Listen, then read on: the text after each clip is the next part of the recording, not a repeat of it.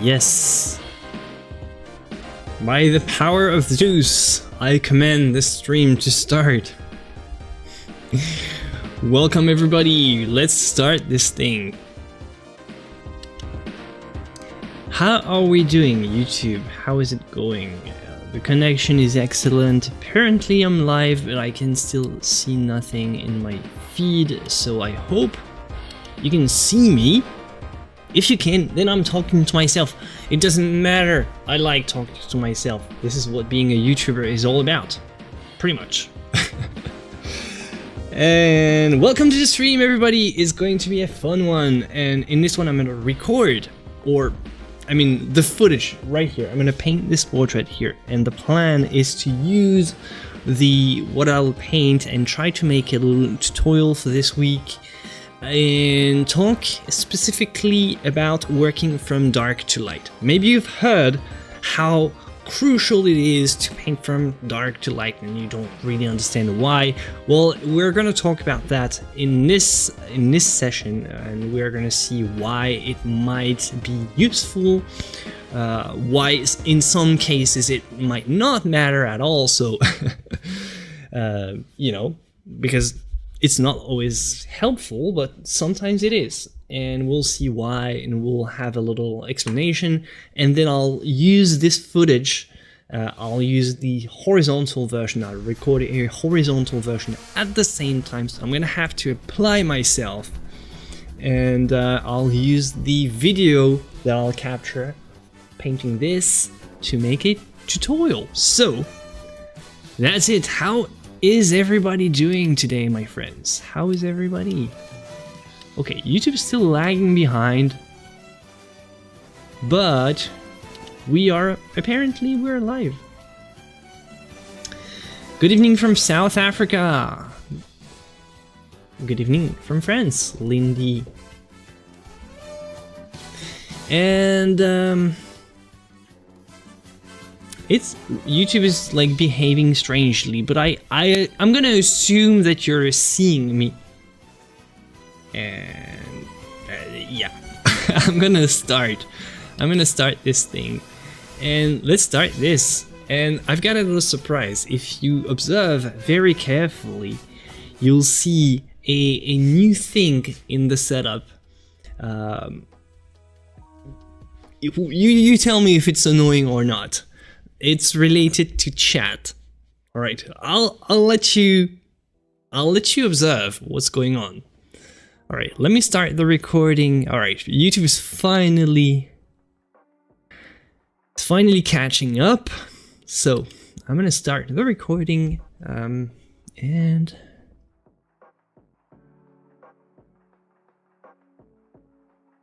good evening from Russia. Super duper. Hello. Hello, Starfeather. We can see you. Okay, nice. I'm glad. That's good. It's a good sign.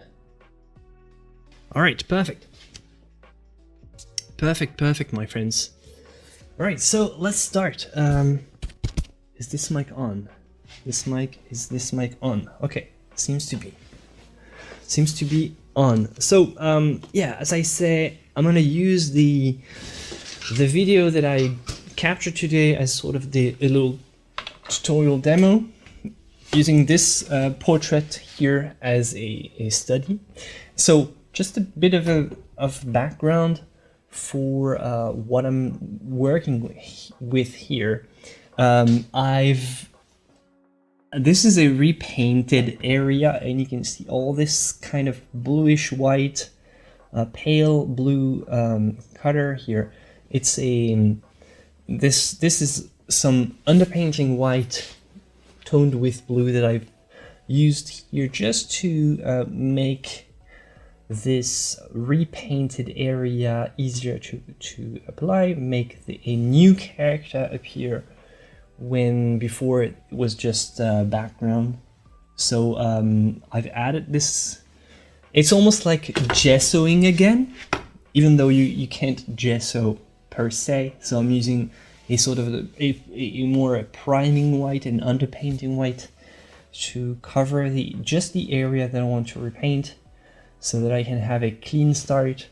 So that's what I did here. And so now it's dry, the white is dry, the outline should be touch dry as well. So it's generally slightly more abrasive than the usual gesso that I'm using, but it should work just as well. It's even easier, I think, to you are a little bit more in control because it's less slippery. So it's you have to take your time, but you can really do some good repairing work almost. Hello Rhiannon, hello Becky R. Please can you please tell us about the golden theory? What's the golden theory? I don't know. I would love to tell you all about it, but I'm afraid I'm not the best to talk about that.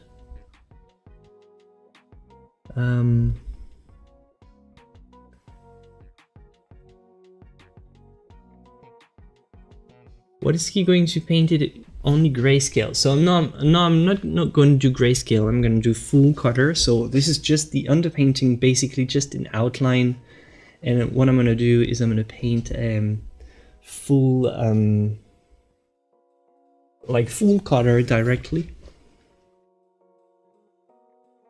Okay, sometimes. Okay.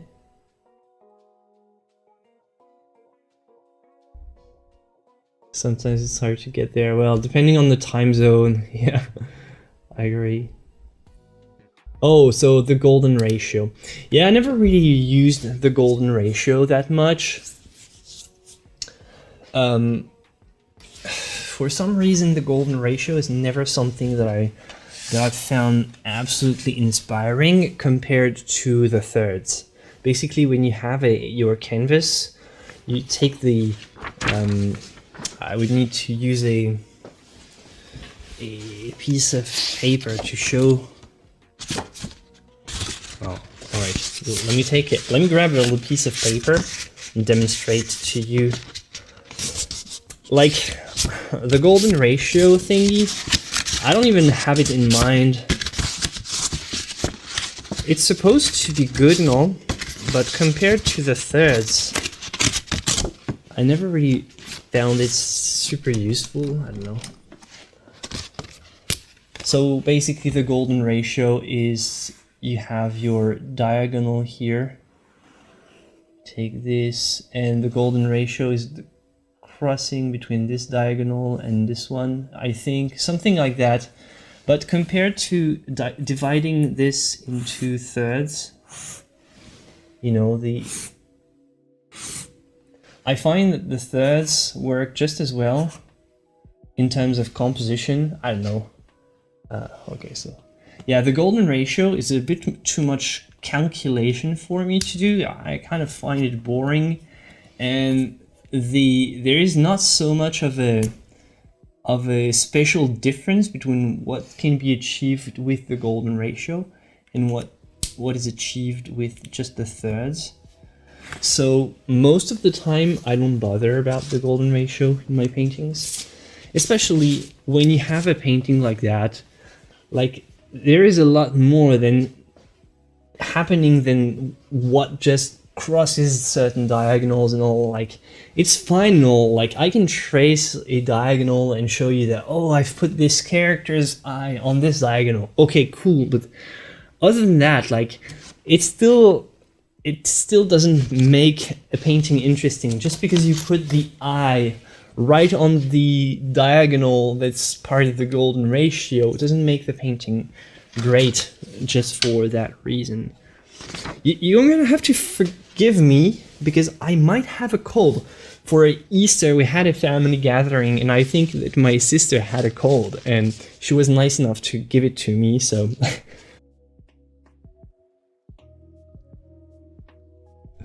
sorry my friends. Alright.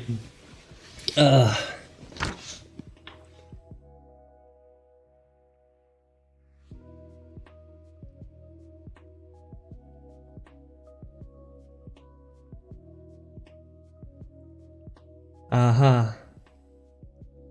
You see something, you notice something, huh? Yeah, I have a sister, an older sister. Alright, so basically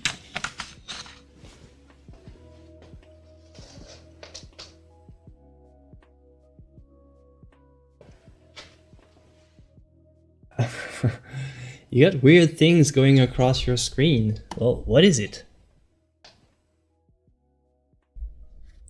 Well, this is a surprise. You tell me if it's annoying, but this is you're getting there. You're trying. You're getting on the. You're on the right track, figuring out the new stuff. Hey, I see a heart here.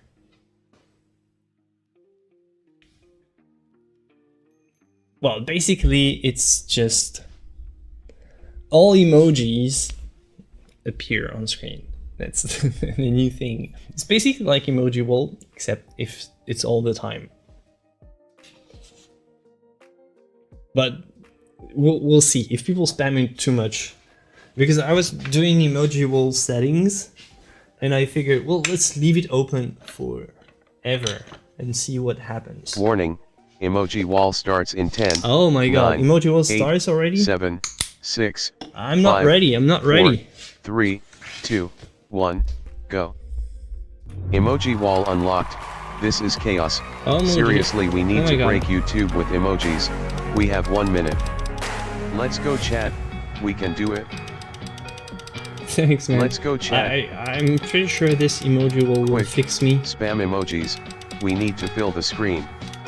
No time to waste. That's I'm serious. We have emoji to spam will emojis warm up, in chat Cody. now before Thanks. the timer runs out. Hurry up. Yeah, let's start the painting. We Let's should. go chat. I'm sorry, I'm stuck in emoji limbo right now. We have to spam emojis I in can't chat get now out of before it. the timer runs out. No time Oh my to god, waste. I was I'm about serious. to start. Hurry up. I'm supposed to record my demonstration, and Let's you go guys chat. are Let's go chat. polluting my chat. screen with all these emojis. What's going on? Hurry up. This is It ends madness. in 5, Madness, 4, I 3, tell you. 2, 1. Stop. Wow, nice one. Nice one. Emoji cooldown. Emoji cooldown. Let's stop the madness right now.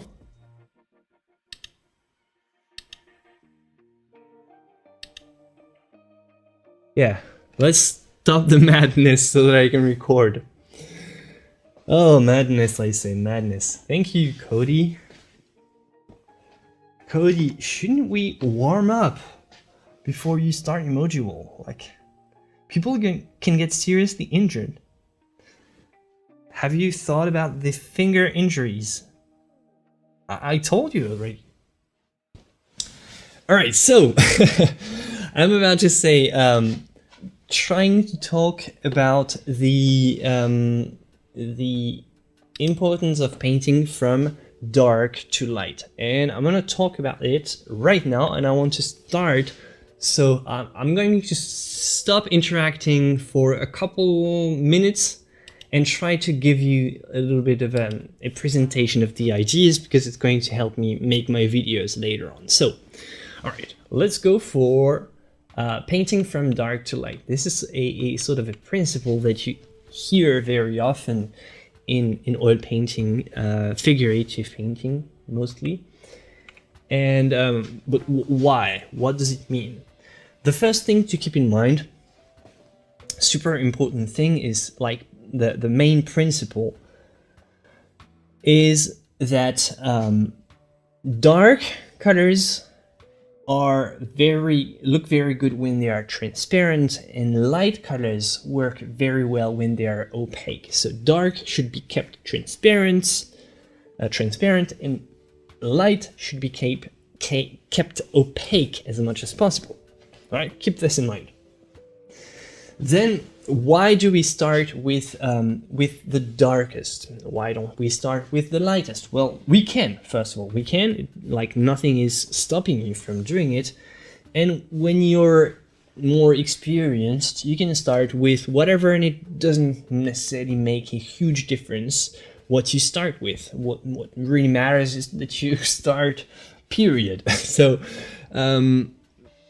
It's more something that we teach when we are teaching, you know, traditional painting, traditional figurative principles, so that new painters can put things in order and make things easier for them when they want to start painting and make something that's complex. When you make a complex project like painting a portrait, it's good if you have a specific order and you can follow a certain order. And when you choose which color to start with, it's much easier to start with the dark, because, and specifically the darkest dark. So if you have some almost like pure black, I have some pure black here at the end of my palette. So let me just adjust the palette a bit. I'm making the full presentation. No, I'll talk again with you. No problem.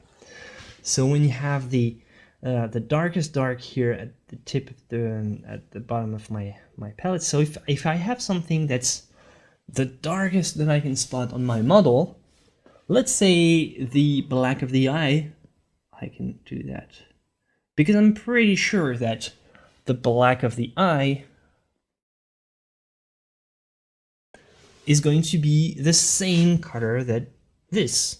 If I start with a sort of a mid-range color like this one, it's more tricky to know exactly if this color, if I start with this one, is this the same that's right here or right here on my model? I don't necessarily know. I don't have any real elements, but with black, it's very easy to know that whatever is the darkest on the model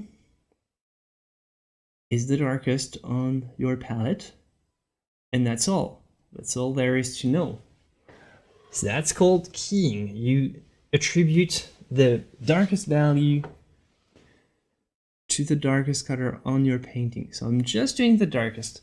I also have this here, this nostril. Generally, if you have parts of the nostril visible, it's going to appear as the darkest dark. Sometimes the corner of the lips.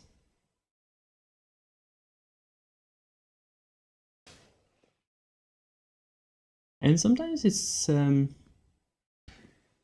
not a lot of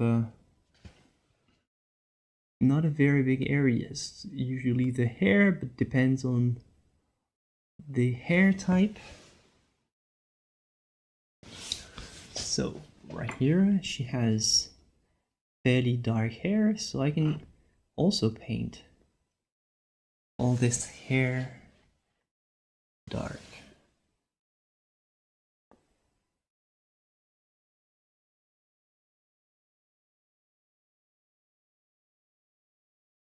At least the transition. What matters for me is the transition between this color here and what I'm going to do next, which is working from here. Here, for example, the eyebrow is not pure black. It's actually more brownish, dark brown. Very close, but not pure. So I'm going to not use it for this.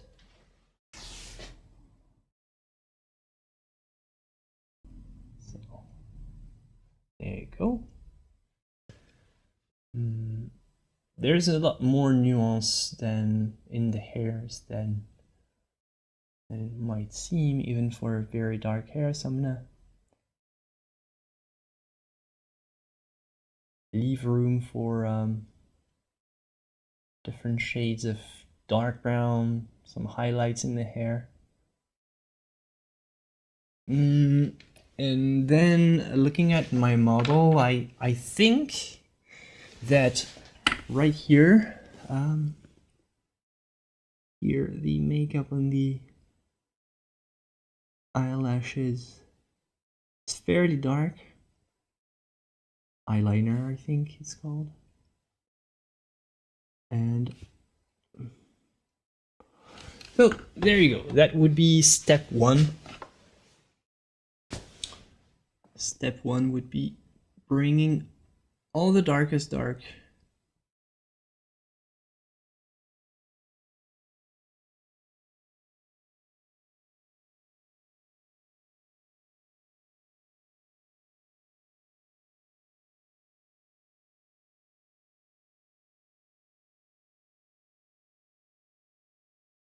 okay.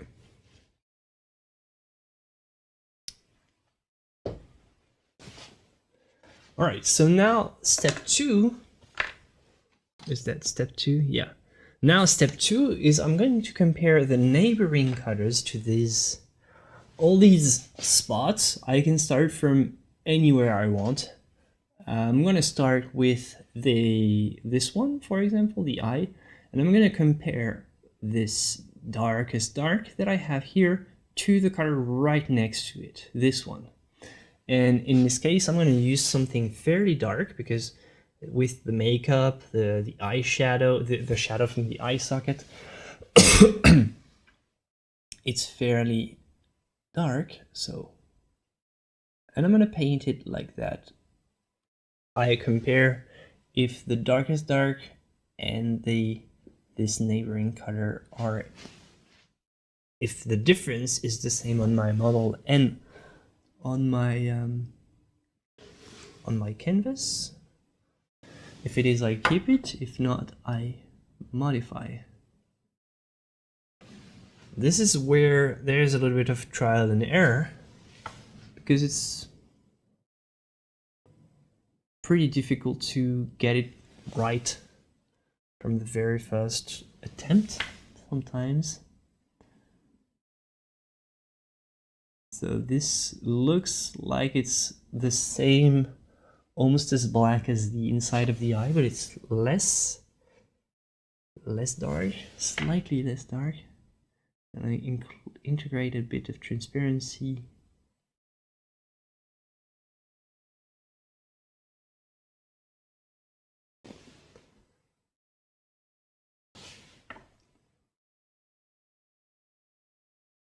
Maybe I can zoom in a bit for the demonstration. It will be fun to see more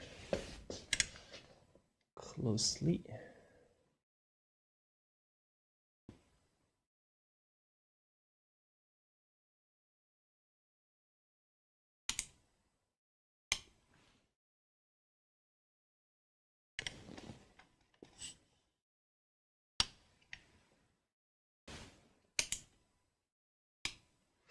Okay. All right.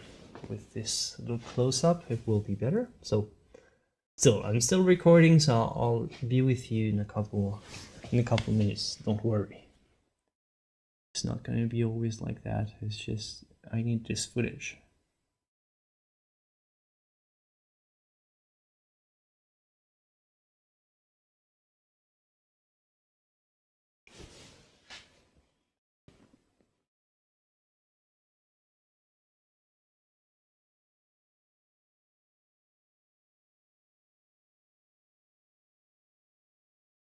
So right here, as it follows the spherical shape of the eye, this entire area here gets lighter.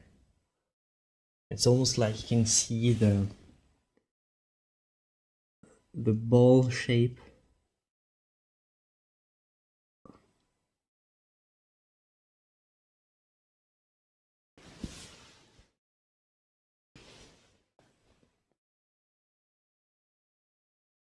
And see, this is how you work from dark to light, like that.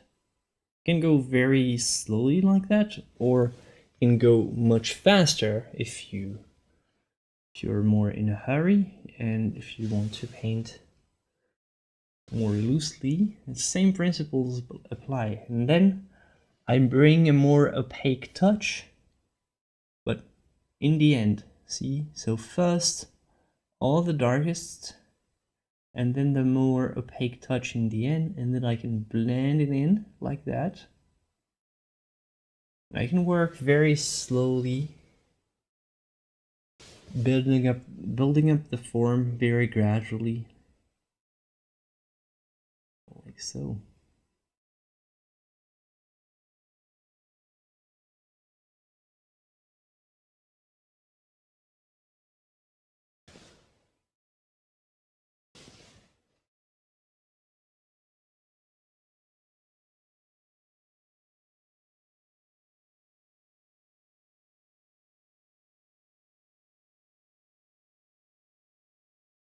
and I go from neighboring cutter to neighboring cutter.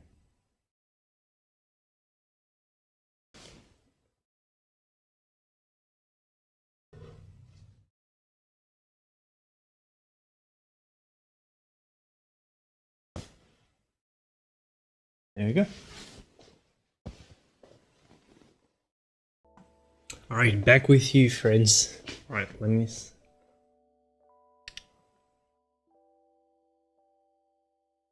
All right, what's going on? I'm making a little break. I don't need to record anymore. I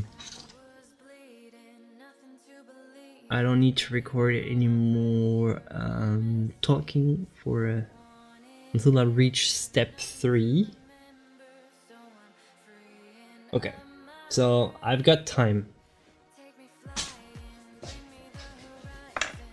I've got time to catch up with you. How are you doing? You didn't tell me what you were actually doing, everybody in chat. Like, I know that some of you are working on your own projects at the same time. So what are you working on currently? Or maybe not right now, but you know, what's in the books at the moment?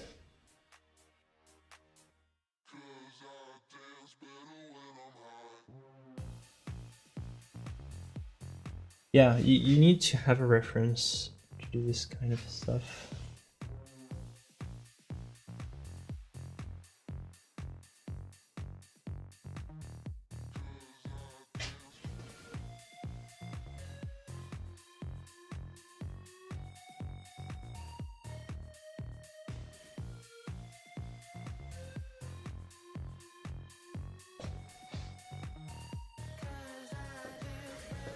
Been working on chocolate chip cookie.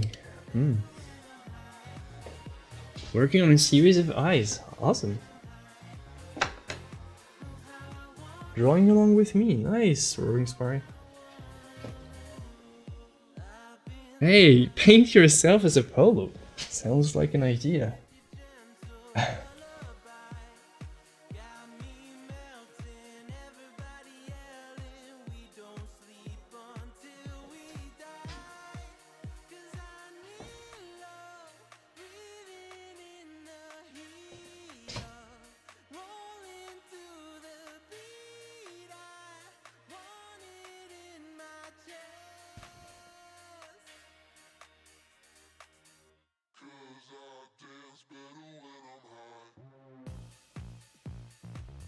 Catching, nice.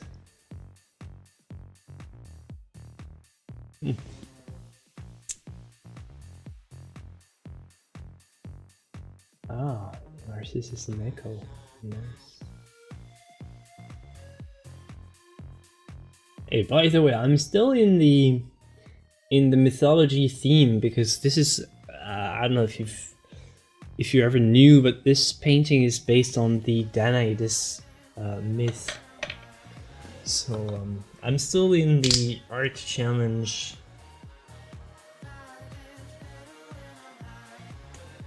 I'm still in the mythology theme. Is that sorry, the chat is going too fast. I can't keep up.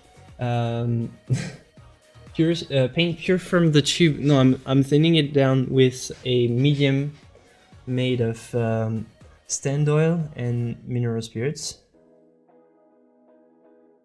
like so. This is a 30% linseed stand oil and 70% linseed mineral spirits. I'm sorry, I was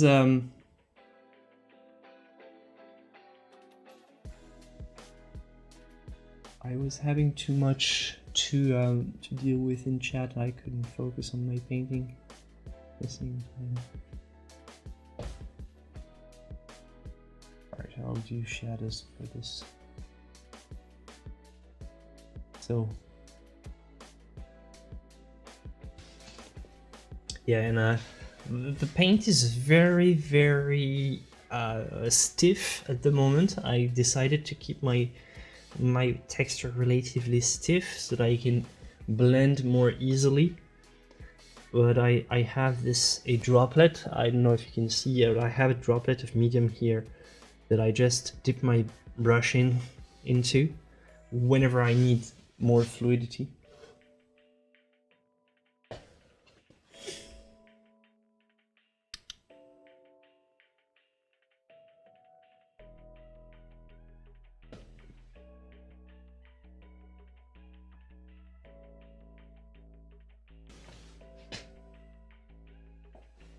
No problem, no one there. I used to work and paint whenever I came back at night. This is how I started actually. I didn't launch myself as a sort of a professional artist immediately. It took a while to be a viable choice financially. So alright. So I'm bringing back casual emoji. You let me know if it's bothering you.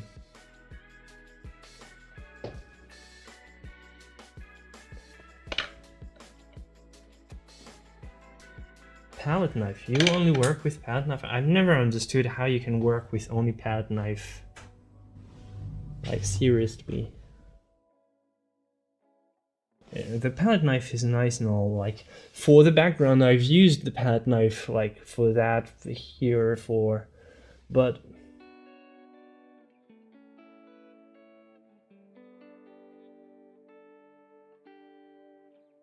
I don't know, the palette knife to me has always felt so goofy. Screenshot taken in the Discord.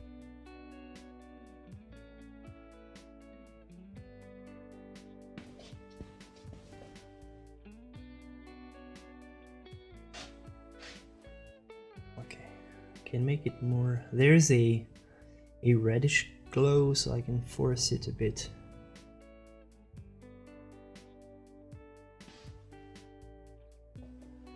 Don't worry about the red hue here, it's very extreme and I'm gonna tone it down later. But there's still a red glow, red orange glow.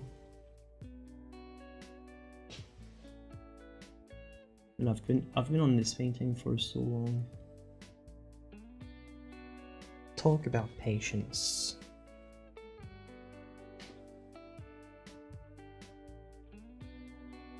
Oh yeah, medium and brush. Sounds like a good plan.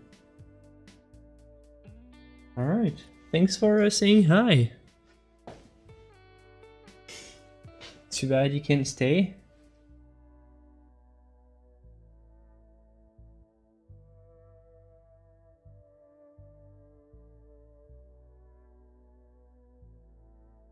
Too bad you can't stay, but maybe next time.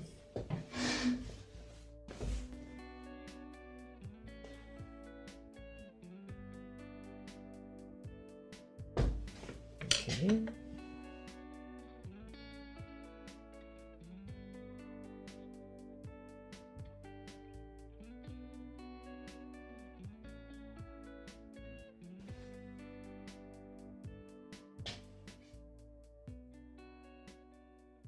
Okay, so you don't want emoji.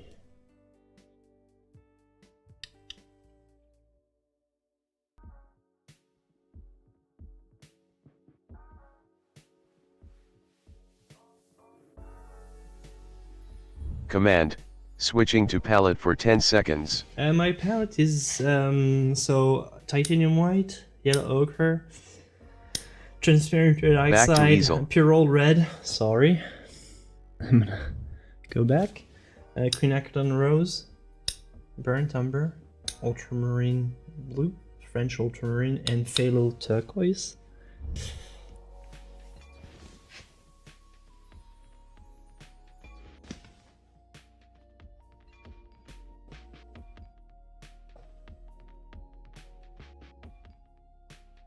Hello, Gina.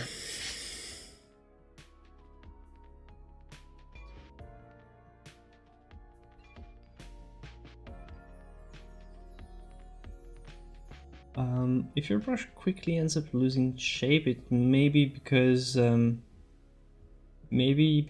you don't use it with enough medium, probably.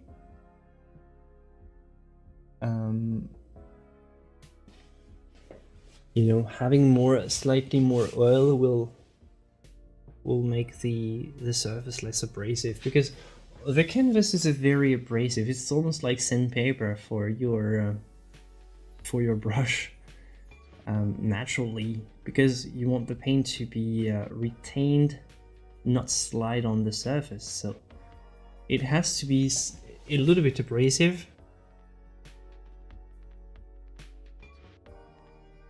So yeah, if your brush turns bad very quickly, maybe your surface is too harsh.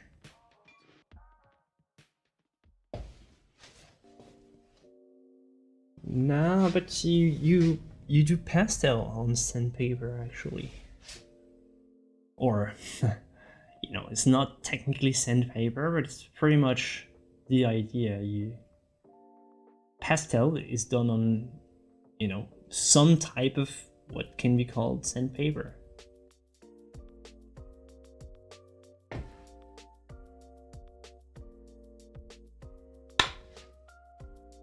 Awesome, Cody. Yeah, that's good. That's the spirit.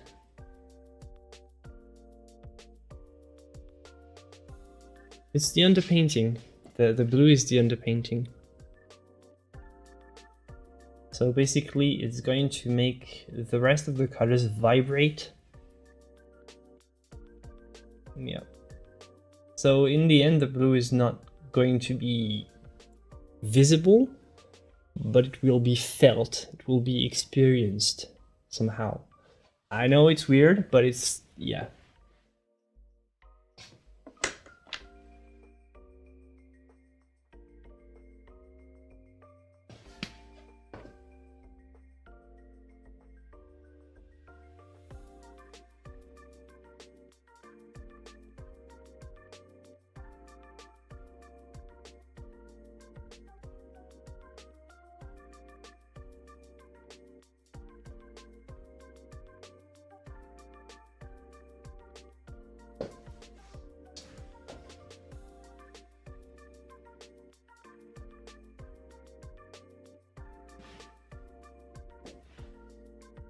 Thank you, Fran. How long did that take? Way too long. I've been stuck on this painting for a month, for half a year at least. But yeah, I'm picking up. I'm picking up again after a very long break.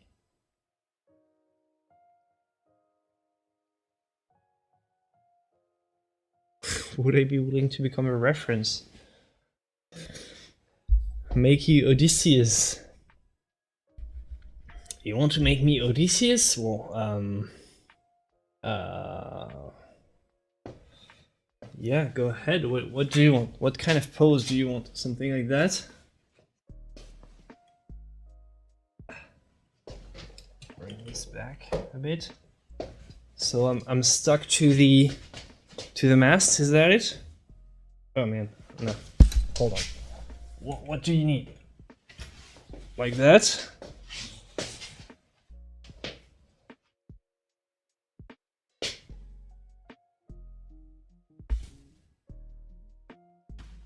What do you need? Screenshot taken in the Discord. Or maybe like Screenshot taken in the Discord. like you can turn this into a lens, make it pretty epic, you know. All right. You guys and your ideas.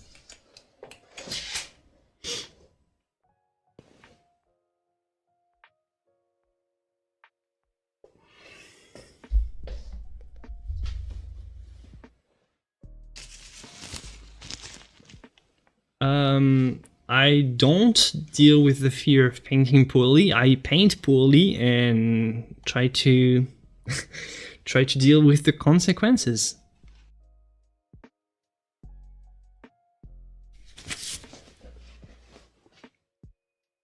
And destroy whatever painting I'm not happy with.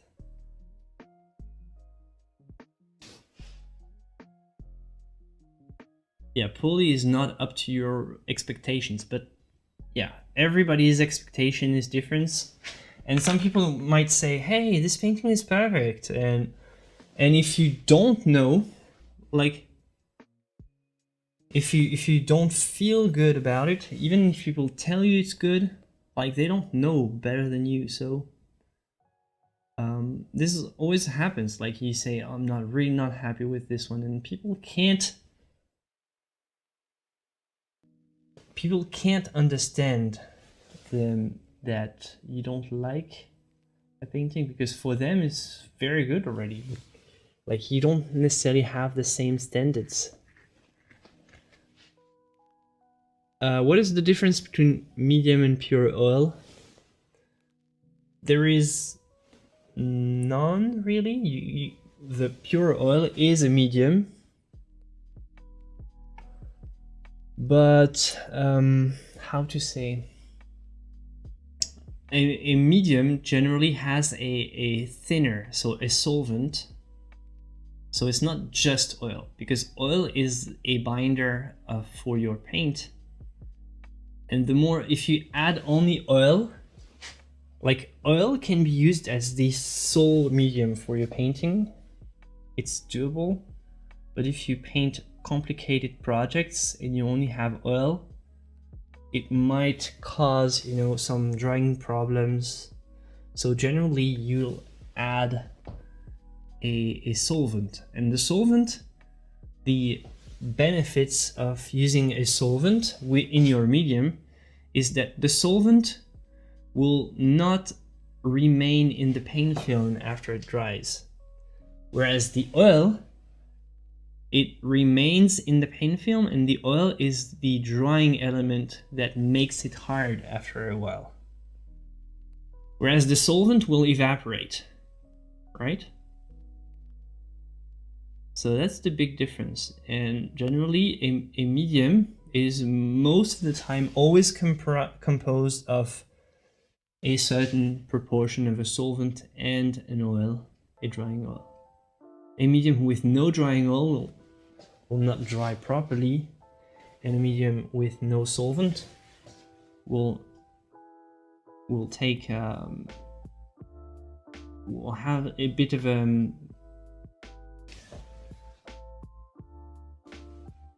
it might cause drying issues, that's all. Yeah, the solvent is going to make it so that you can have the same level of fluidity, but you don't have 100% oil in your medium. But technically, if you paint alla prima, for example, so just one single layer, in this case, using oil makes perfect sense. See what I mean? It's mostly something you'd consider if you paint with several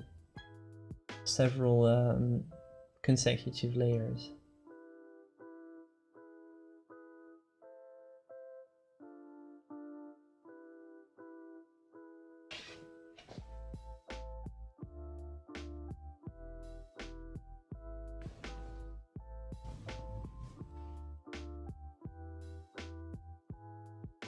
Welcome back, Felicia.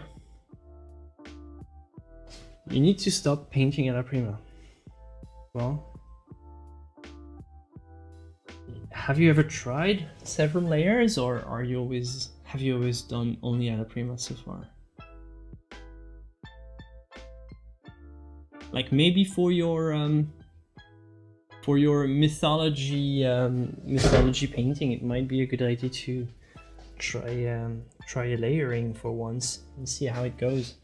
I always say to beginners, work in layers, and yeah, because it's much easier overall. Alla prima is tricky. It's tricky because like you only have one shot. If I mess up, do I restart? Yes, I have restarted this one. All this blue under layer here, it's blue that I've added covering all this blue here. Look at all this. All this. This is a new underpainting that I've added because this is a new character that I've done where there was none. It was just the background. I added this character. So sometimes, yeah, you mess up, you start over.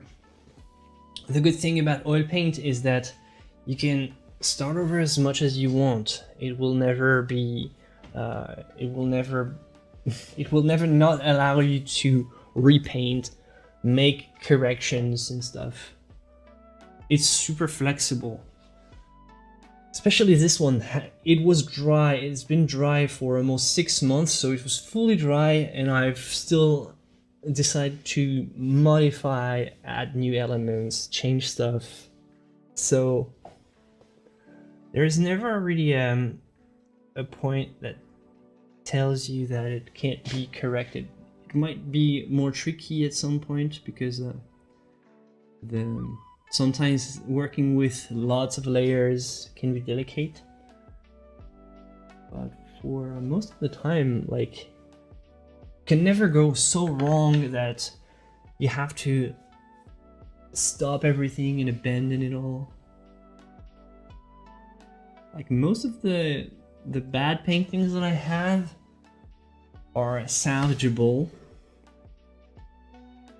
Sometimes it's just the motivation. Sometimes I'll decide to destroy a failed painting, a failed attempt, because I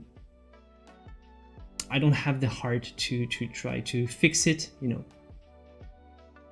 But yeah, when I mess up, it's either I fully abandon, meaning I just get rid of it. Generally, I don't throw them. It's just I'll de-stretch the canvas, unstretch the canvas, remove the canvas, use the bars, take some fresh new canvas in place, and start again a brand new project. And in this case, I've decided to give this painting another chance by adding new characters.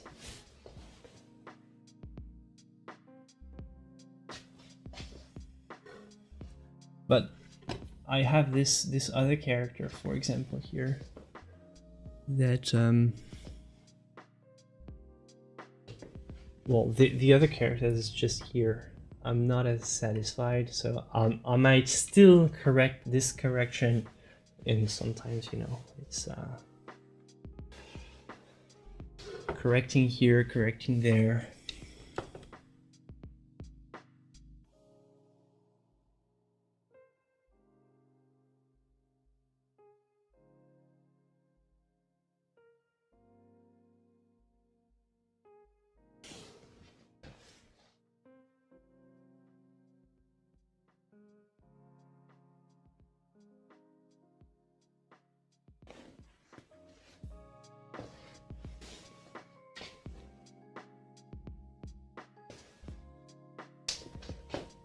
Okay, wow. So many live viewers. Make sure you hit the like. And I'm very happy that you're here. It means that we have a lot new viewers, so welcome here if it's your first time.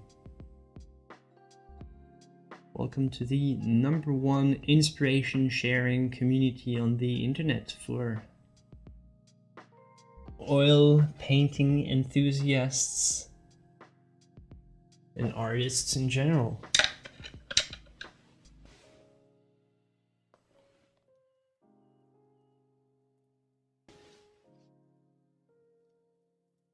Yeah, I'm past alla prima. It really takes some sergeant level kind of skills to paint them right. And it's insane to reach this level of this kind of skill level is huge.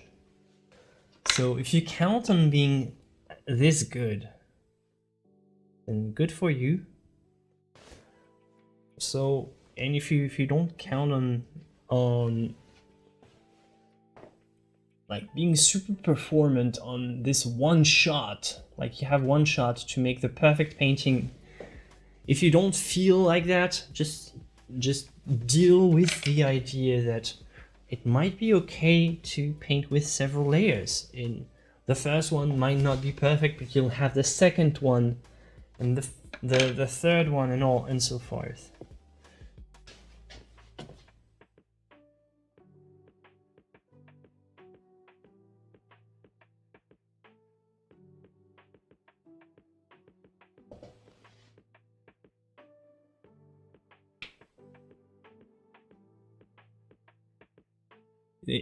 What kind of teacher teaches you to paint only with a palette knife?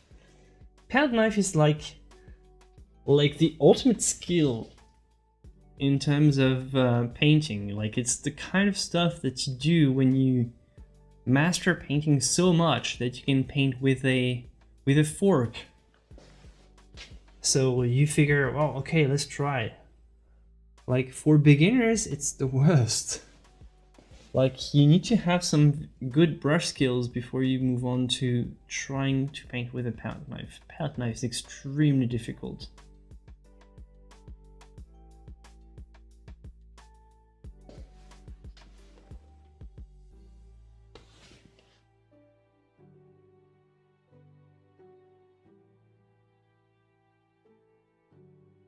I find it very strange that you're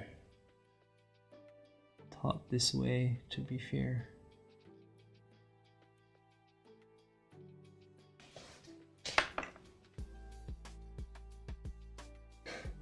Alla prima sucks the life out of you. Well, what I don't like about the alla prima approach, and it's also something that I like when I do well, but what I don't like is this how it feels like a performance. Okay, I have to be performant. I have to perform for this painting, and I really need to get it right because I have this one shot. It's almost like being on stage and making a musical performance or an acting performance,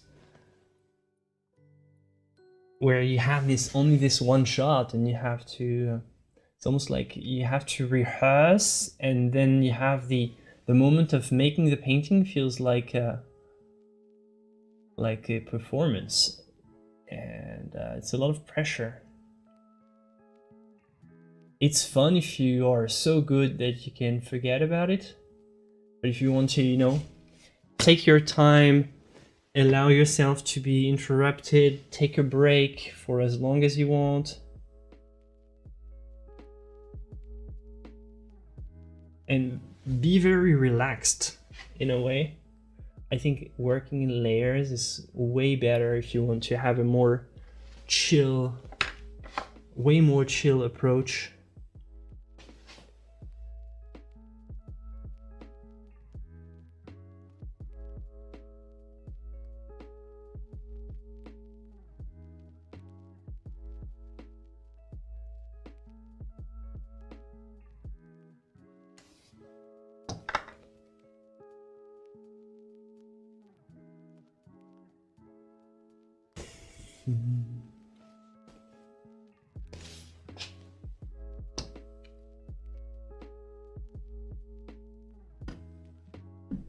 What would you recommend I buy?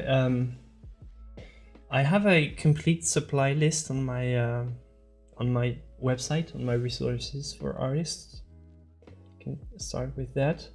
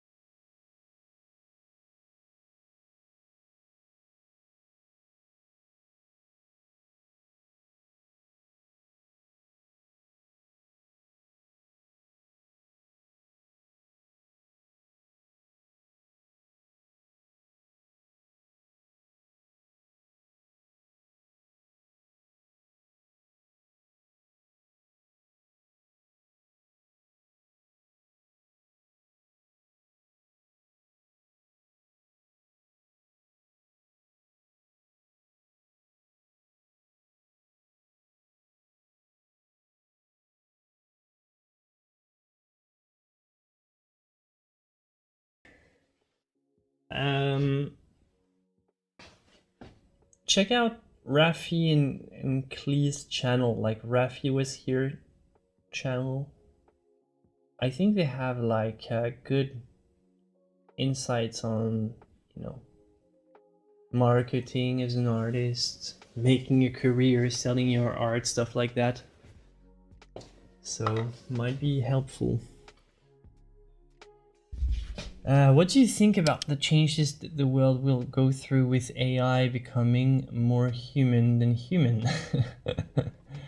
I don't know. Will AI become actually more human than human?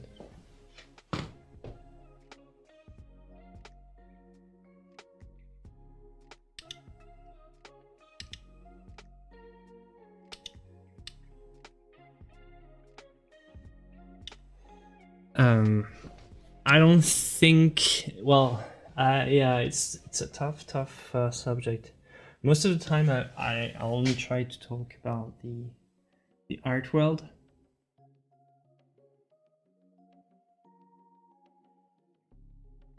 Regarding the art world, I like the type of art that I do. I don't think it will change much. It's going to be like a new innovation, like when photography was invented, basically.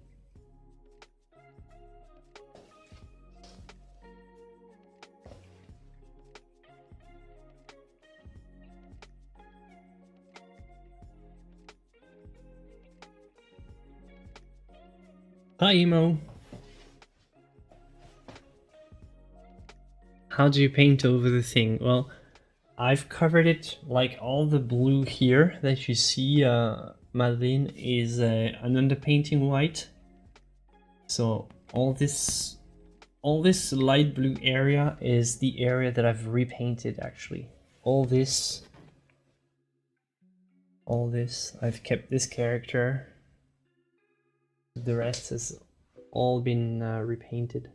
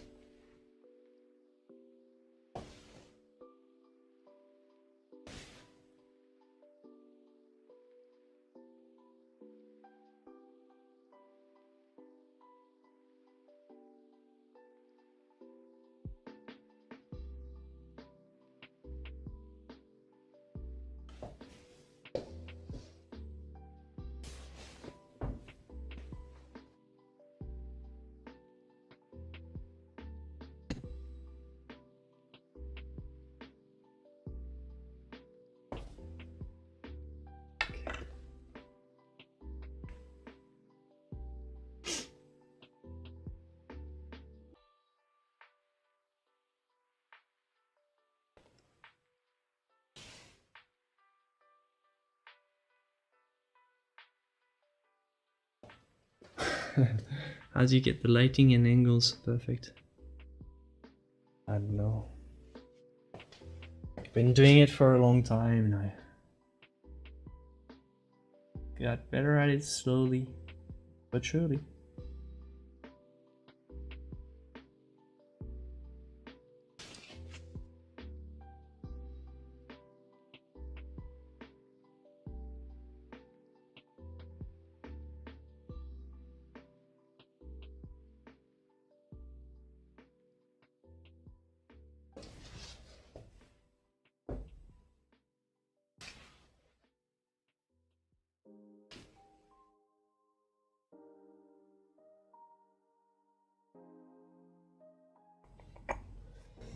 Okay, let's focus on the nose now.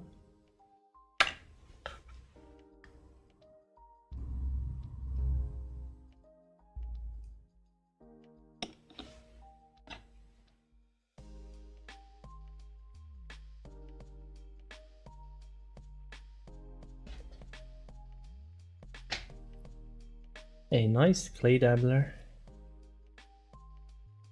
This is a relaxing. Oh, for me it takes more a couple of months.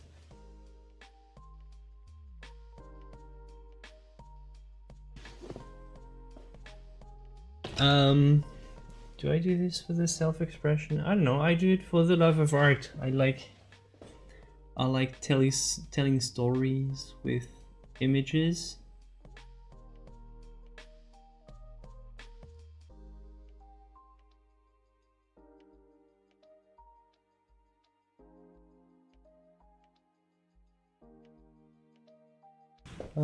Yeah, I've never had a problem with my paper towels. It's because of the linseed oil. It might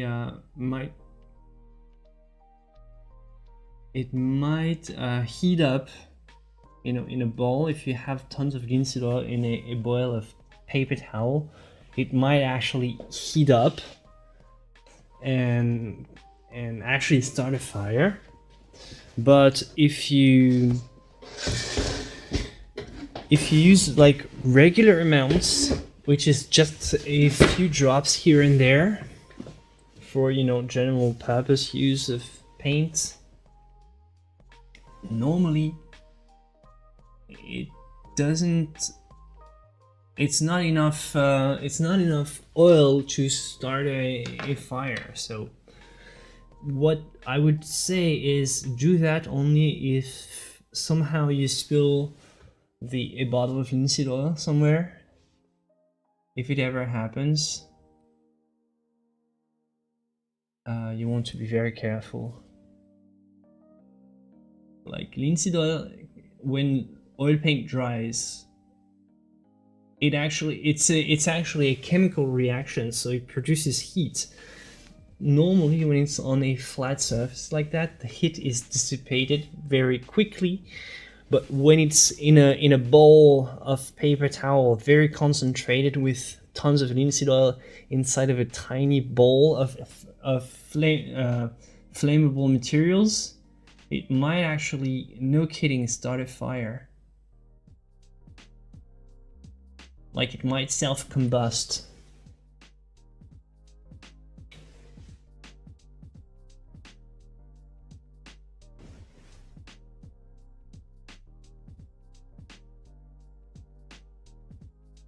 Yeah, I also focus mostly on humans. I like to focus on big compositions like that.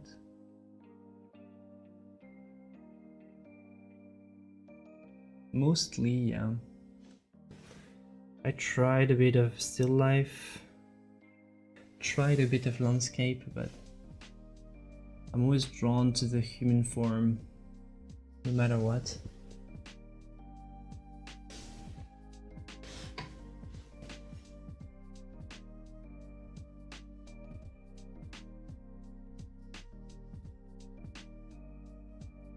Thank you, Adelina.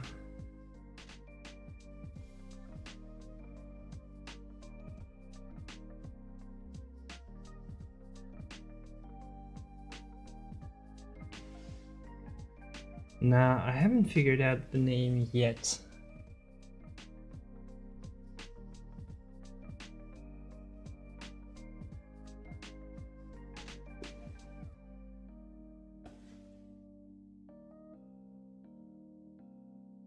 Sometimes I have a temporary name.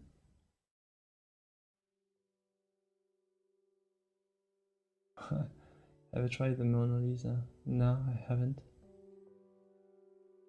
I did a lot of Leonardo studies, but the Mona Lisa is not something I did.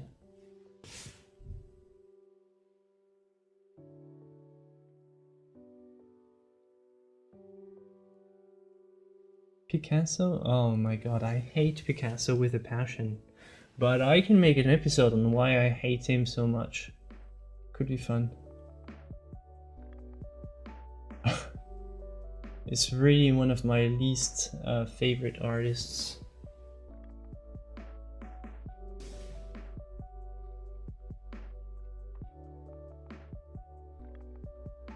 Hey Angie, I'm glad you subscribed. This way you won't miss an episode. Subscribing is important, but having the little all notifications turned on is also extremely helpful if you want to make sure to always be there. whenever I'm starting a live stream. Because well, YouTube is tricky and sometimes it doesn't want to send a notification to everybody. Just being subscribed is not enough anymore, so if you want to be sure to be there when we start,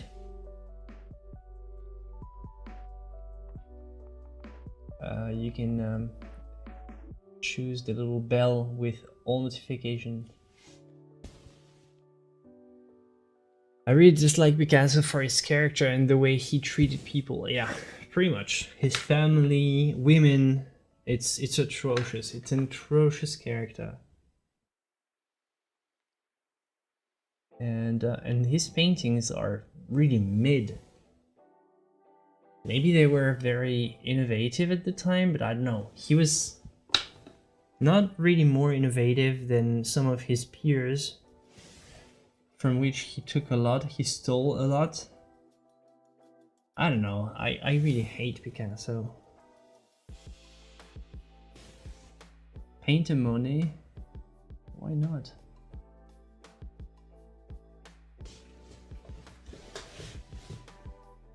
Monet would be a challenging one, yeah.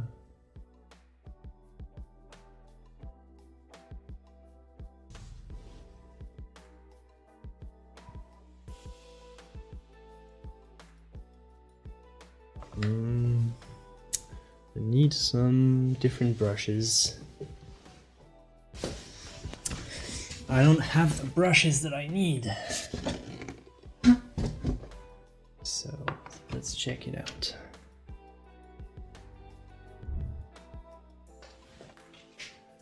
What do I want? Oh, this one, yes. Yes, please. I'm picking the brushes based on the size.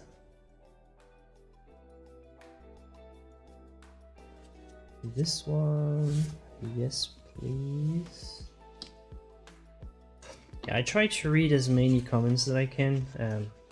It's hard to keep up and paint at the same time, but I'm doing my best. Maybe this. Try to avoid using my sables. And this one, the big one. Okay. Let's go. Yeah, Artemisia would be fun. I should do a learning from the masters based on Artemisia. She was incredible.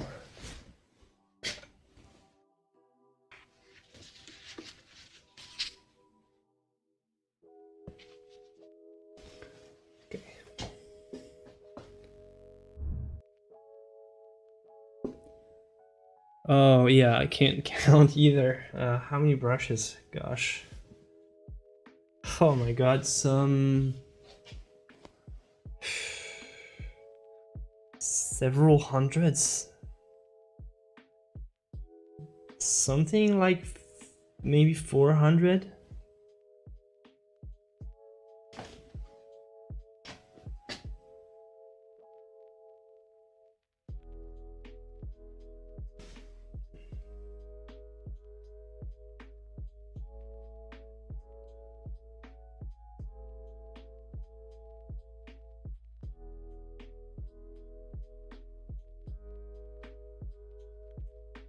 I try to not use sables anymore. I still have a couple and I want to preserve them for, you know, very specific occasion. They're really good. They're so good and so expensive that I try to not use them for any painting. I try to use them as little as I can, mostly to preserve them. Yeah, horses are fun. I've painted a horse before, during a live stream actually. And yeah, they're really fun.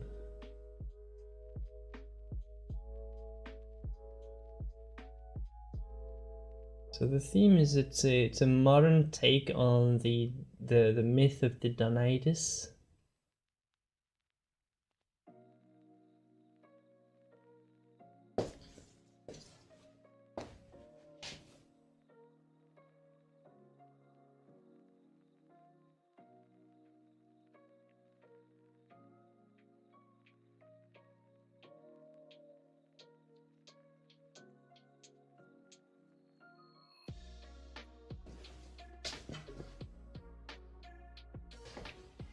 No, it's not a commission, it's a personal piece.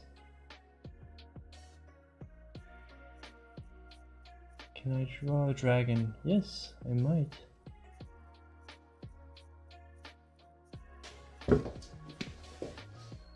I don't see why I would right now, but...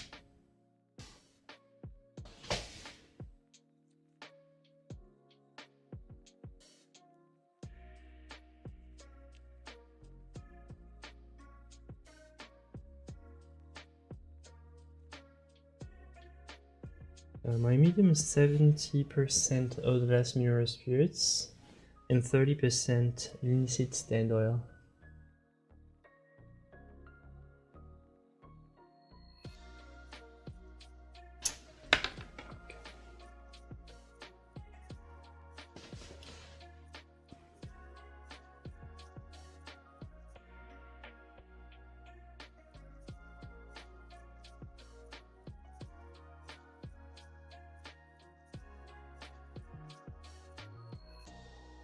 Yeah, for values, absolutely. Just work as I do with a closed palette like that. So try to get try to divide your palette into between 5 and 9 values, and just make sure you separate them very clearly. And yeah, will make your work easier. So every time you know where the last value that you picked up was.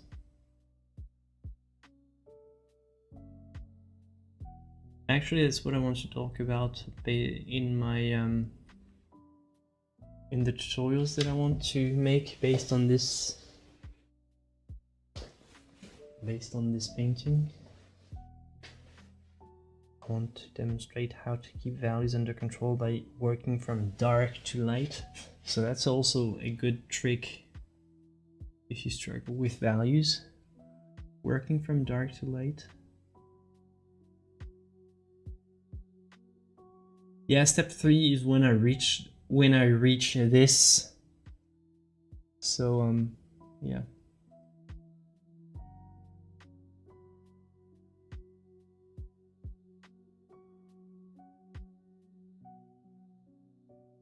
Five minutes craft on how to take out maggots? What? Are they making a live stream about that?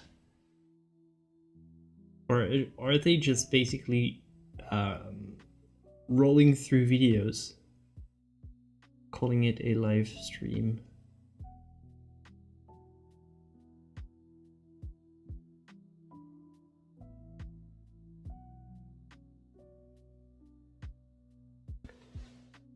Yeah, I go straight for a black paint, yeah. Like this. Straight. With a brush directly on the canvas. Hi, Anna. Oh yeah, Sumia, it's very hard to consider a piece finished. Yeah, it's a it's a very common struggle.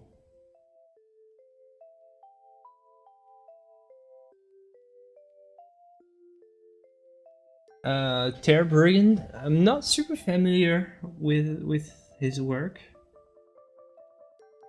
but it might be fun to study.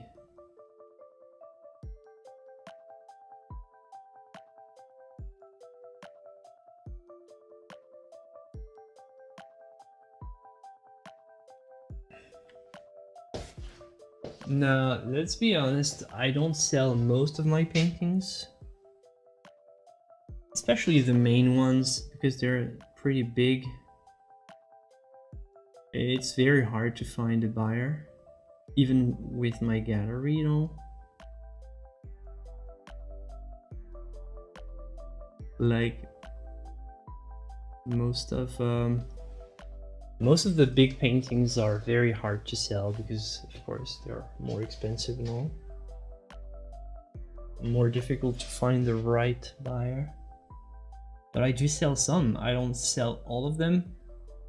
But the good thing is you need to have a plan that tells you that even if you don't sell them all, they're still worth making just for the love of art.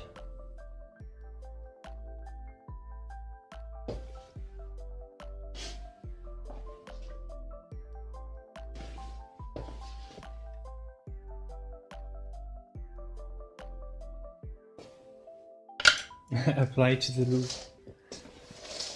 Sure. Might try.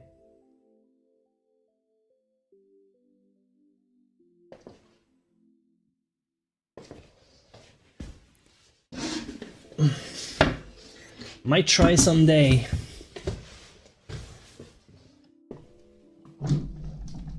What do you mean paint online? Hey, no worries, Brittany. What do you mean paint online? I'm painting online right now. Do you mean paint digital?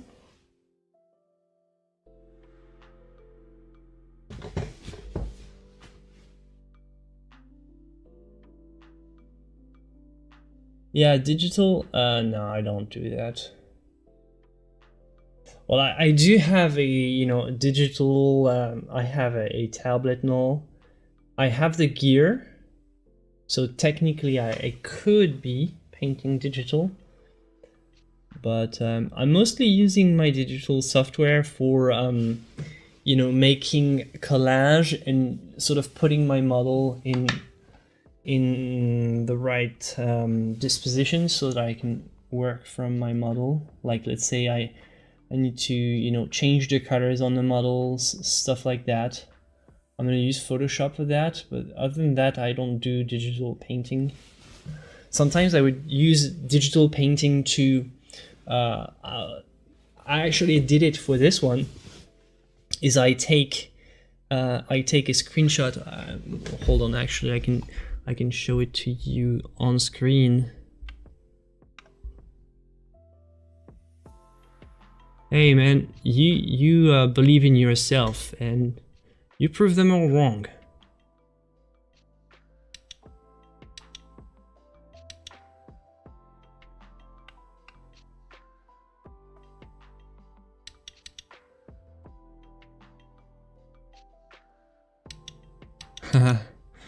I don't know, if I had my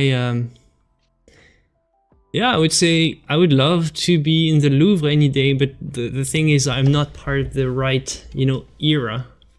So I doubt that I can ever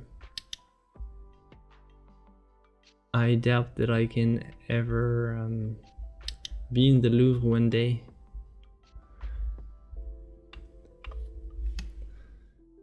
All right, so right here, this is the amount of digital that I do.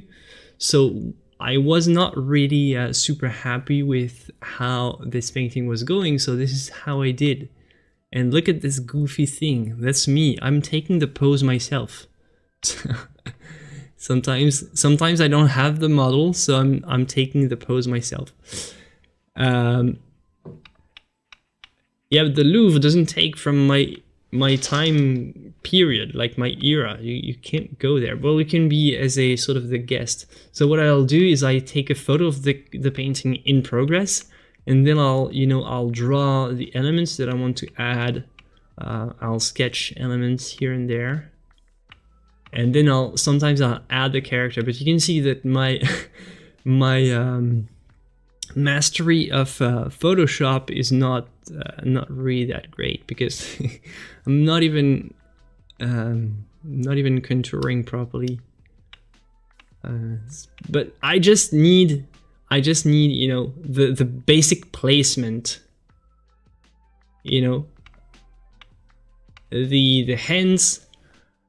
But hey, look at this. I'm disguising myself as a beautiful lady and I feel good about it.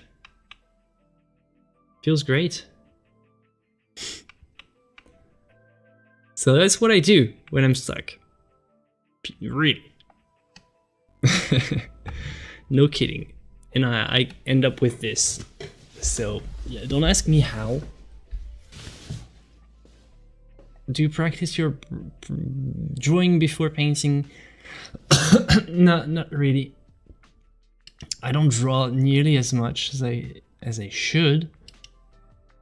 But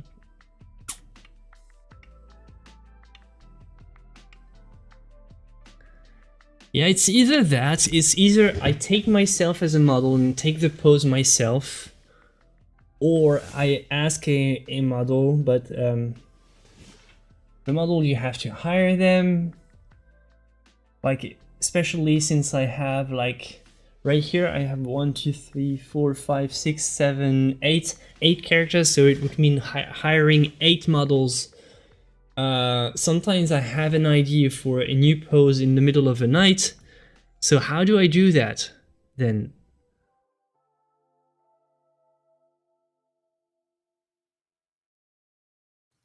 So sometimes taking yourself as the model is the easiest way to achieve what you want.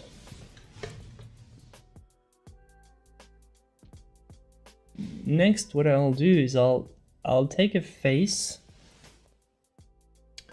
of a model, like whatever, like fashion photography, whatever, and I'll say, hey, this woman has a beautiful face. Let me try to steal this nose, and I'm gonna just try to find a picture of a woman that has a similar angle.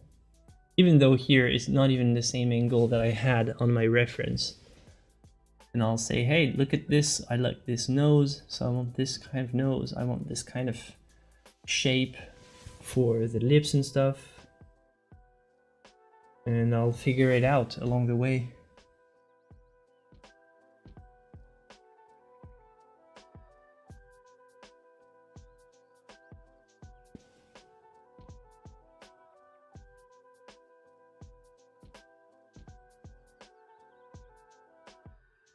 Alright, see you, Madeline.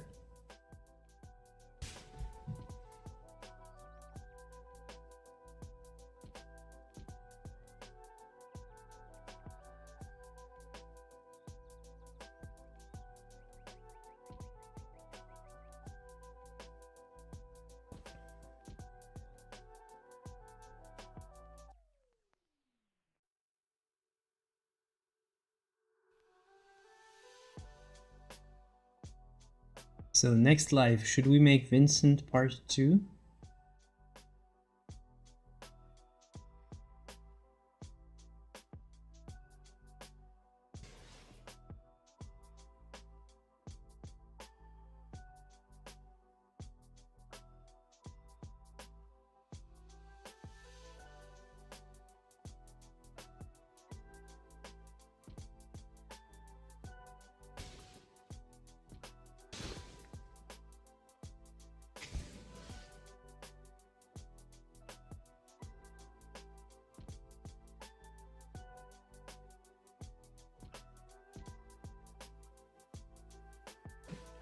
Okay, yeah, I can keep working on that. Depends on what I have. You know, when whenever I pick a painting in progress for a stream, there's always a bit of RNG involved. Is like the part that I'm about to do next, is it good and entertaining enough for a stream or not? Because if I'm just doing like some silly background and some boring things, it might not be the most watchable and enjoyable experience for a stream. Right here, it happens to be right the time for me to paint this face. So it's always a great RNG whenever I'm I'm finding a part like that. A part that's both entertaining to paint, enjoyable for me, enjoyable for stream. Otherwise, I would.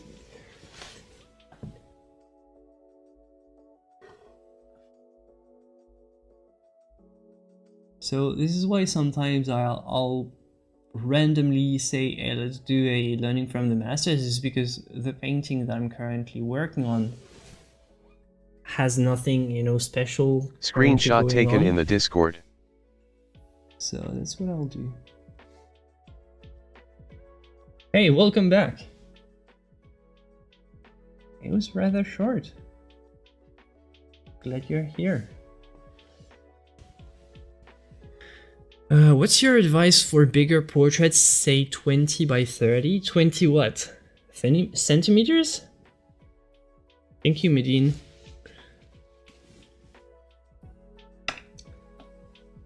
Uh, 30 by... My advice for... I don't know, like... Do you really have to take Screenshot a taken big in the portrait? Discord. Like a bigger? That's the question though, because I found that no matter how big the surface of my canvas, I like to have a size for the face that's approximately between the palm of my hand and my entire hand, like with the fingers, for the bigger, but not more than that. And I've found that bigger than that feels very awkward, smaller than that feels super tiny.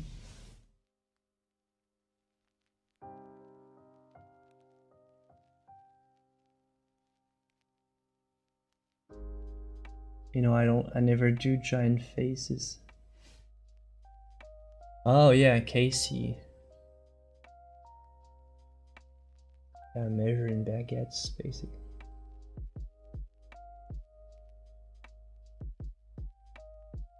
Well, yeah, pretty much.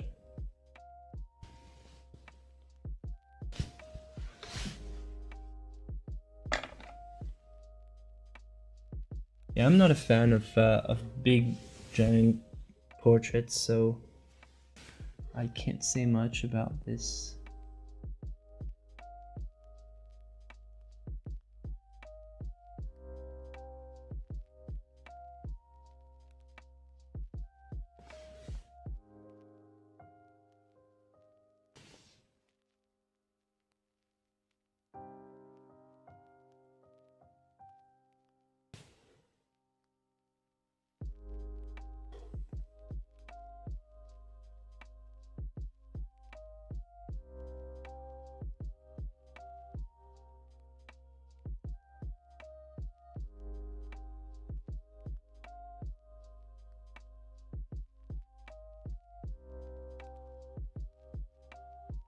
Yeah, I saw it.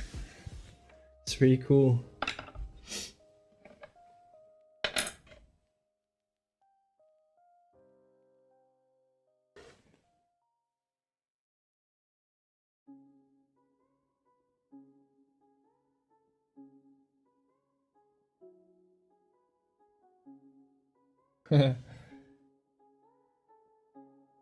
Yes, you have to buy new canvases for new paintings. I think I said it already.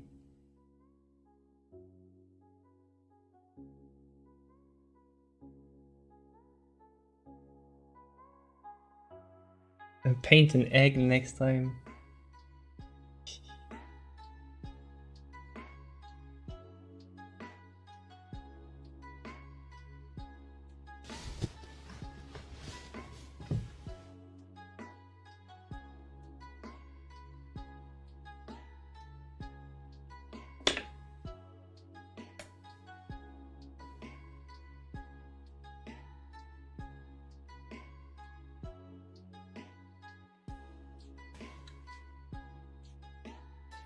Actually, I do have an egg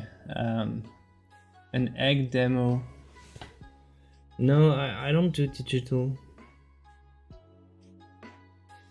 Only live.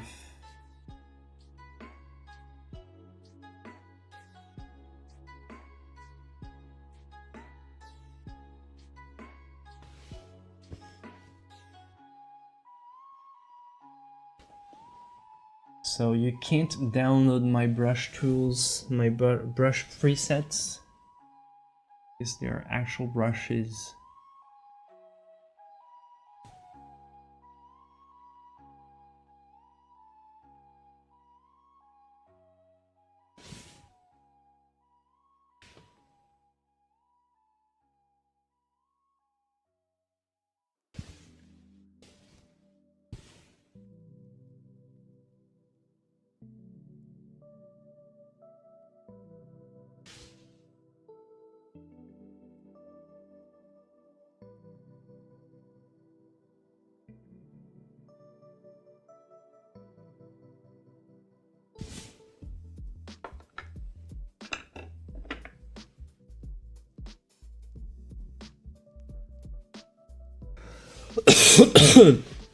Sorry. It's cold again. I can't believe I caught a cold in April.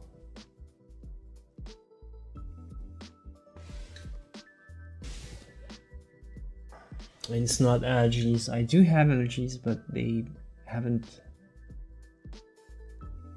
hit yet.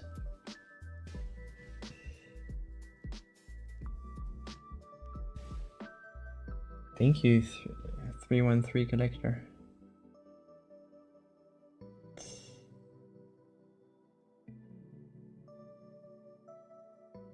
Do I name the people that I paint? No, not really.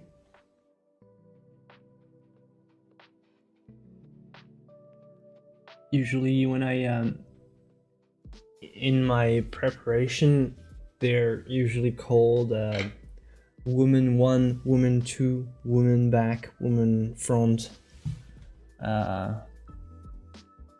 woman holding this or that.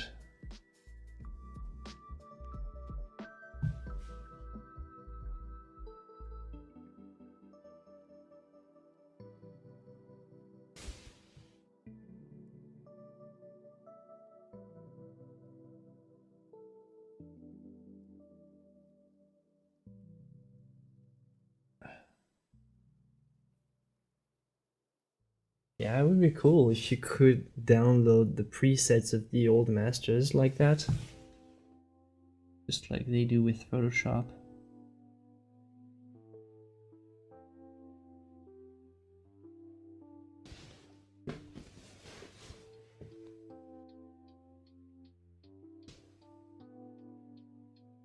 Good night, three times, Mum. Thank you, AA.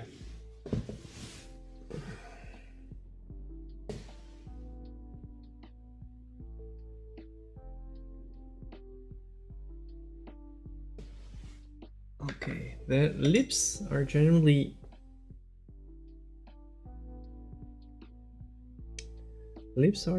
slightly more difficult. Well, it's not a matter of comparing though, Madeline, so it's every artist is different, doing its own thing. It's not a matter of comparing.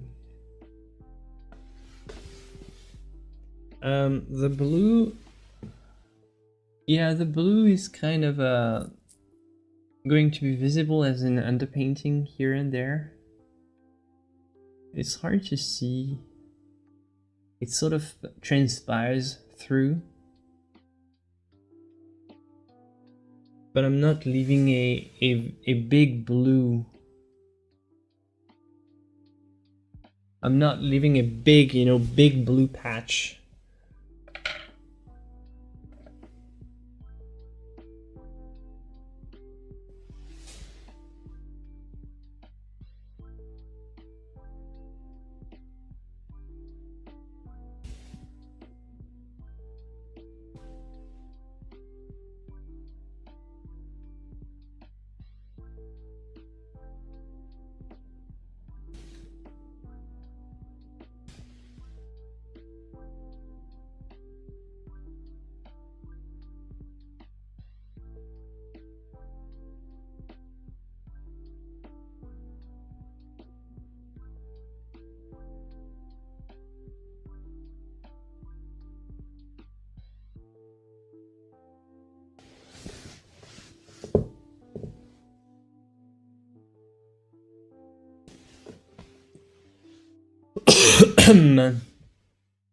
Okay.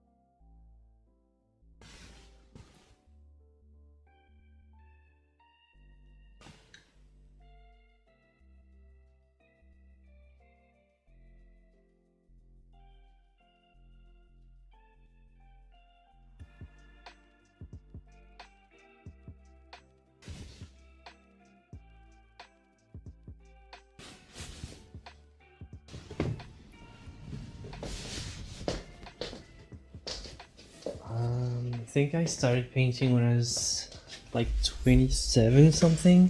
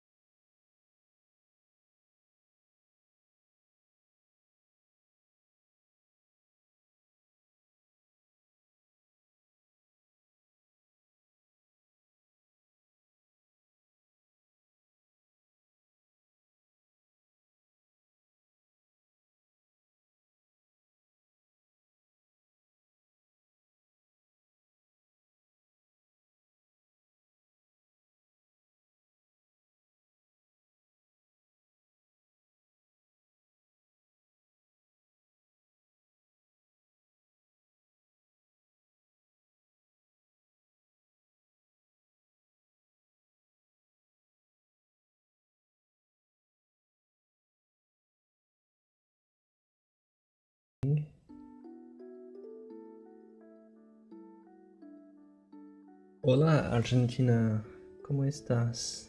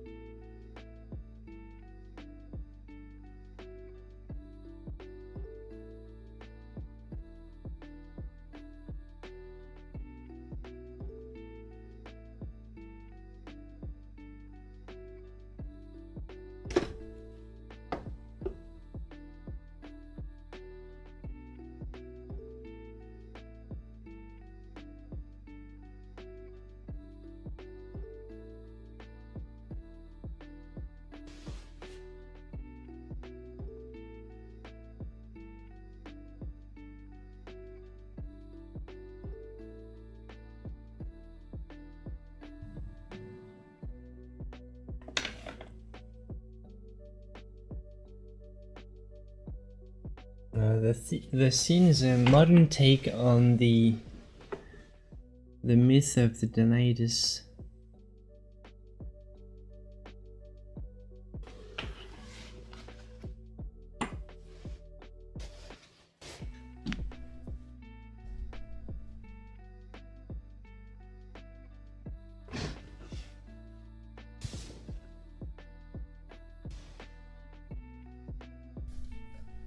Danaides. I don't know how you say it exactly, but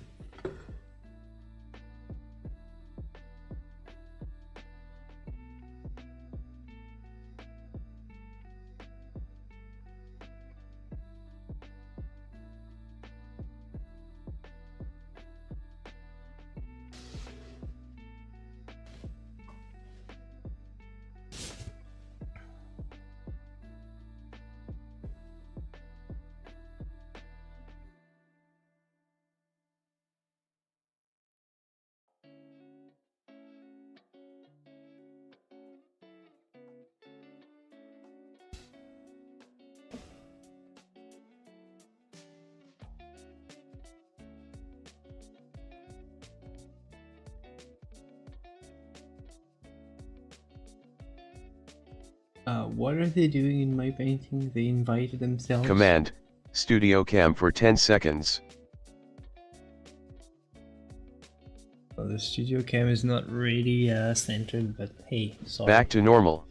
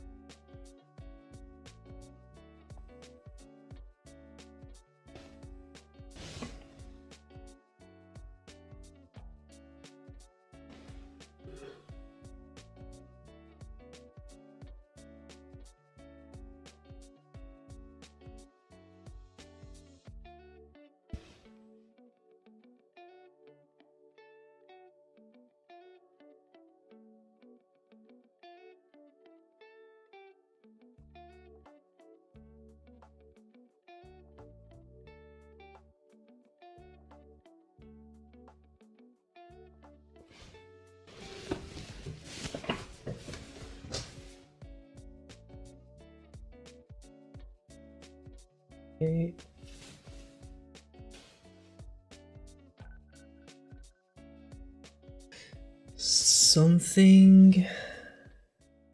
There is something I would like to change in the mouth. I need to figure it out. I'm gonna do this part here first.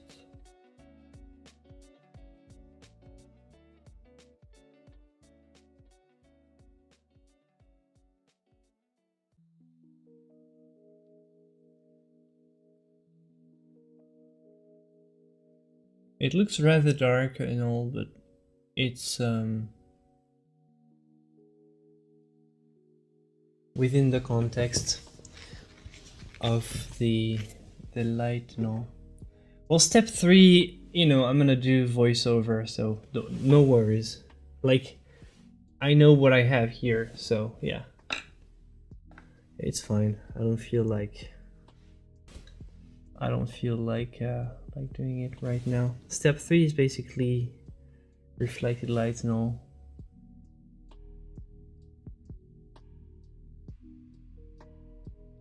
And I can do voiceover.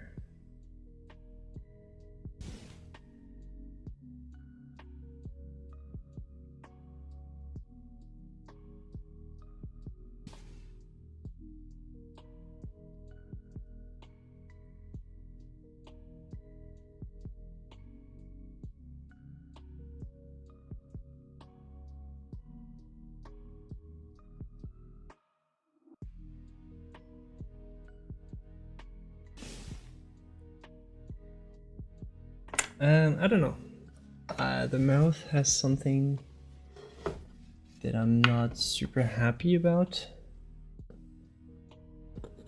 And I think it's the shape.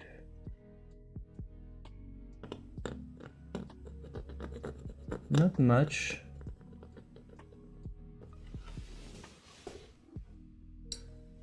Yeah, do your art homework.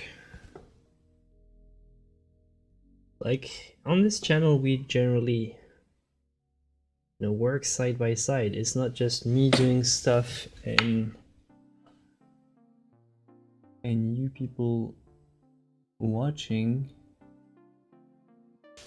It's a shared passion. We're all in the same boat. Sharing ideas and inspiration.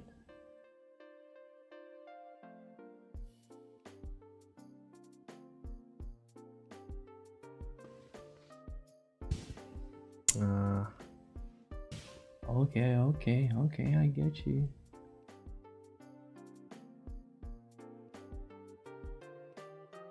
Maybe you don't have to paint, maybe you can just do a little sketch, do something.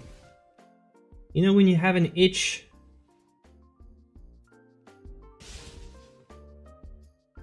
you need to make some art.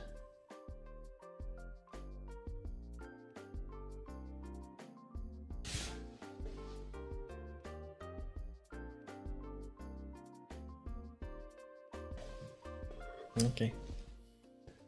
So it all looks rather dark, but it's I can tell you it's good.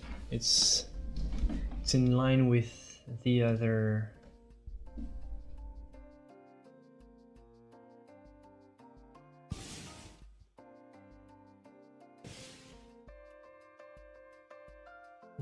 characters.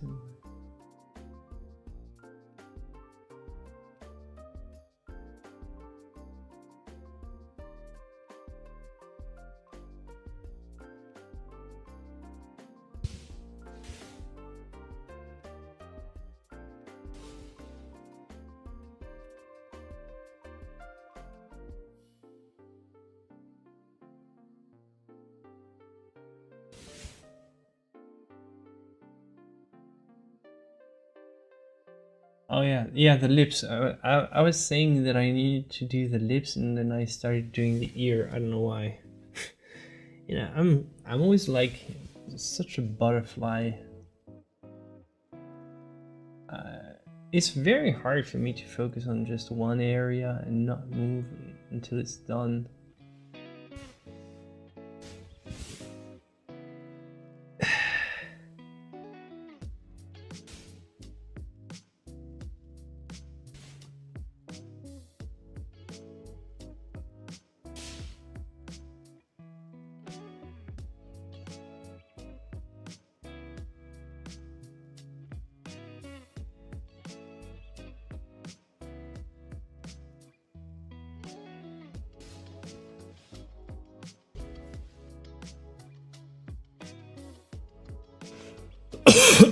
Sorry.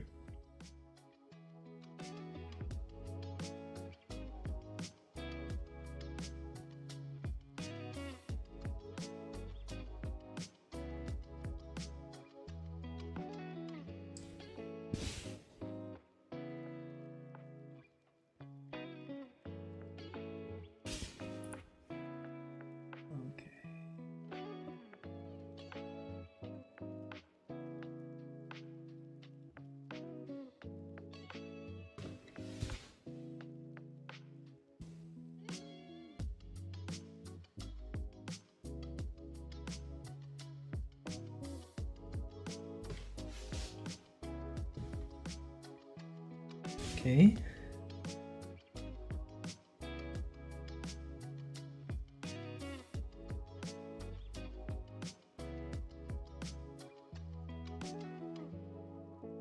Yeah, your art teacher is right.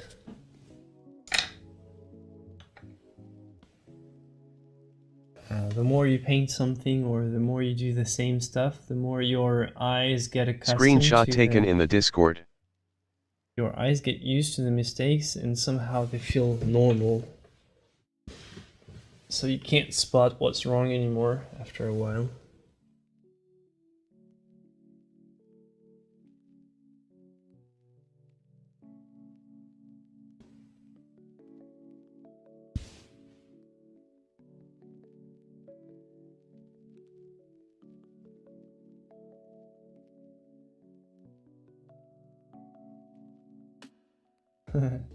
Thank you, Socrates. I'll check it out.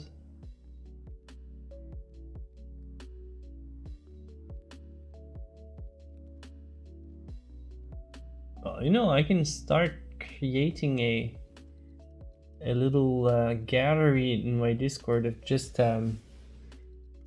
art made out of me. Starting to get a lot of art about me.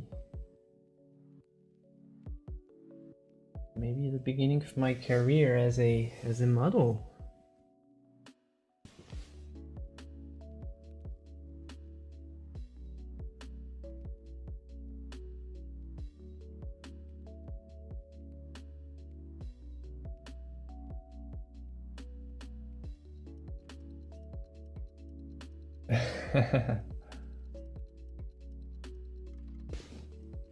Or maybe just a thread. Maybe just a thread, I think. A thread would be make more sense.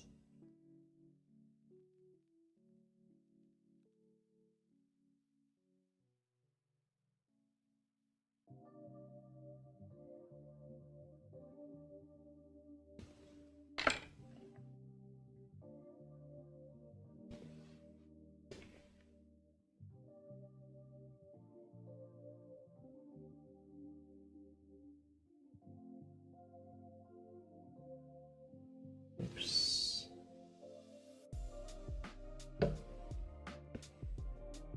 Oops.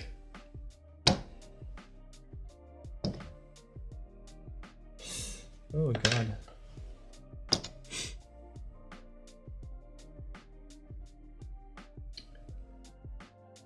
Thank you very much. Sorry, I can't read your username, but thank you.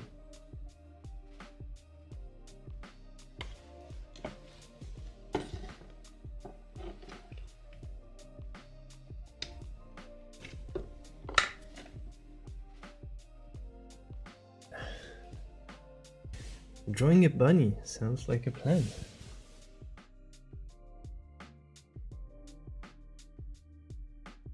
Good luck.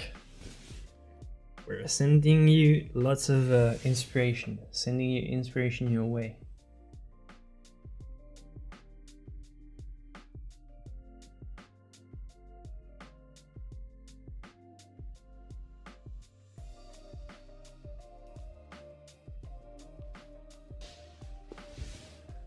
Oh my god, I'll check out the thread.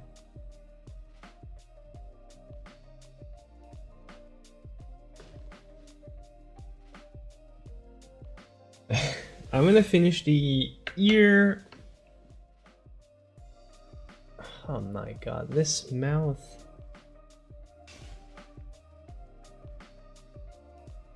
It's better.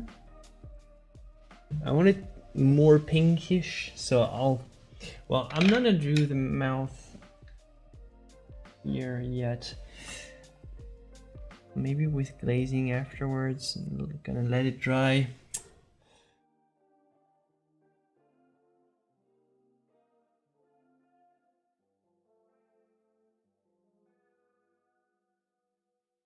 It's not a hard fix.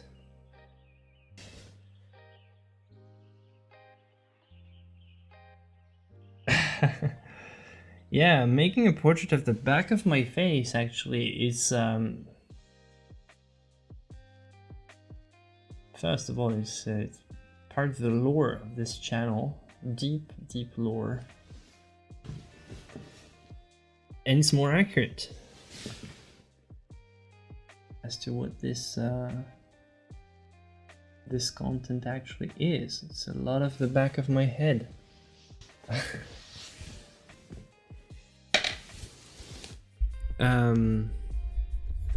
Much love from Sydney, Australia. Much love from France, Carolina.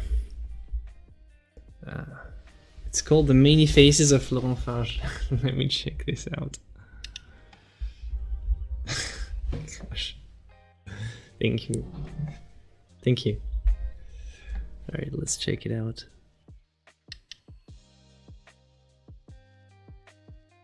Where is it? In... oh yeah. Well, I had some of them... you can check it out. I don't know if you can add them to the thread. It's... there were some by Waverly Wonder a while ago. And...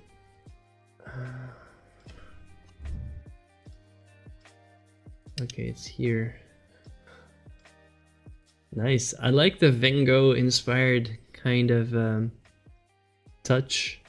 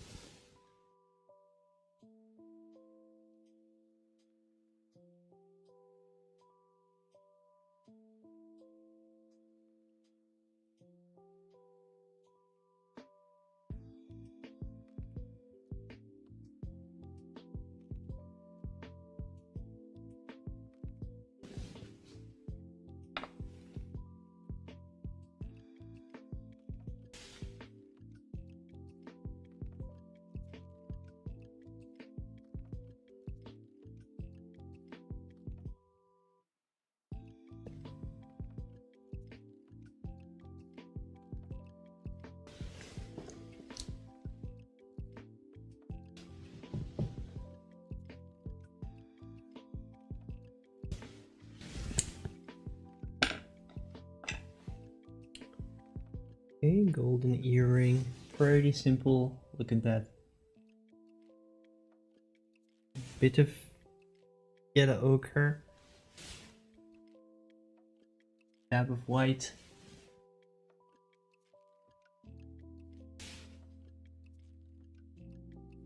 Touch of black. And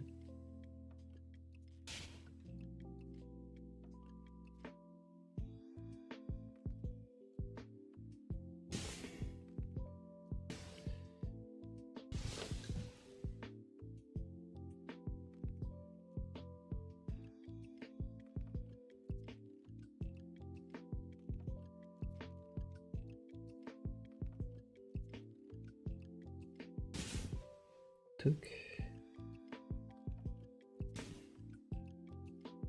yellow ochre, melting it in the black, and that's it. Pretty easy.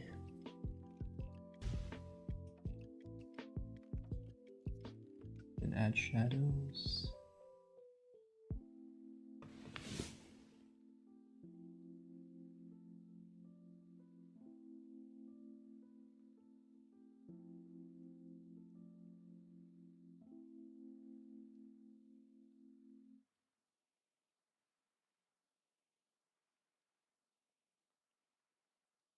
Shadows. The inside of the ear, generally more chromatic than the rest. So don't hold back on using vivid colors for the ears, the inside of the ear especially. Anything, the more transparent parts can be extremely chromatic actually. Sometimes a pure cadmium orange can work.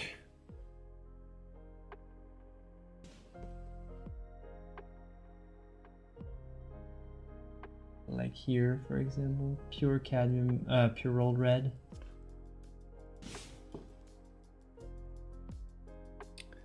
Pure roll in quinacridone, just highlighting.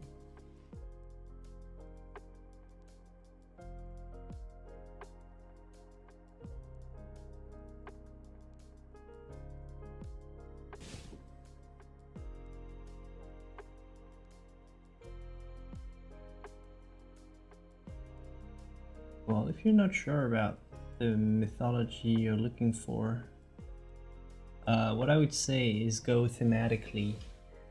What kind of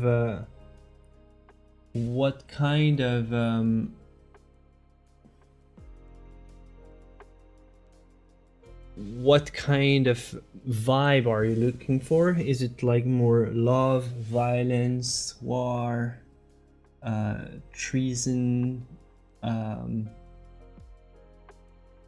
There's even like some very brutal stuff in mythology.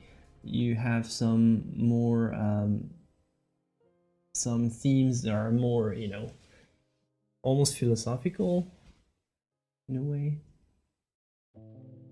So I think you should choose based on the mood that you're looking for.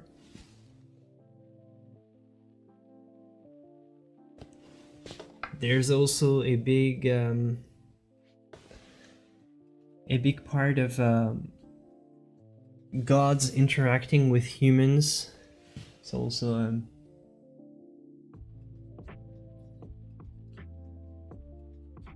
God interacting with other gods. That's another thematic kind of division.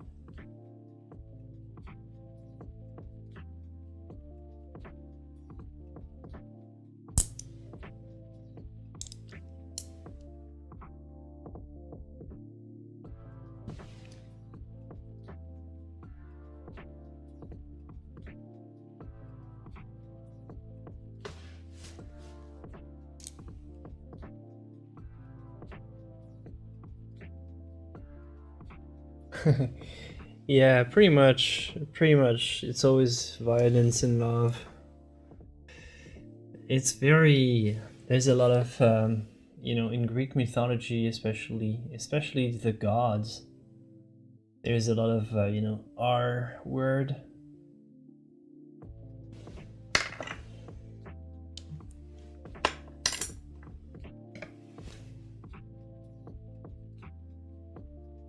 The gods take what they want, apparently, from us poor humans. Usually twice a week, every Friday and Tuesday. Sometimes it changes. All right, so for the hair, black hair. You want to try to not use too much black, actually. Most of the black hair are not as black as we think. There's a lot more reflection. So you don't want to make a big black mass of, you know,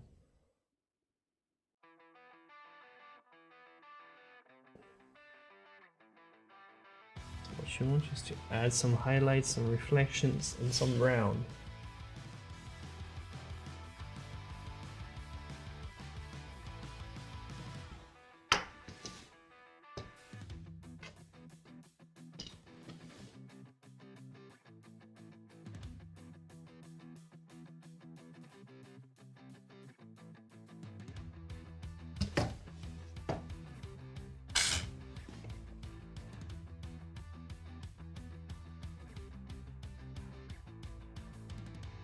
Hey, 2 hours in. I'm pretty fast for this painting. I'm surprised at how fast, because I'm almost done.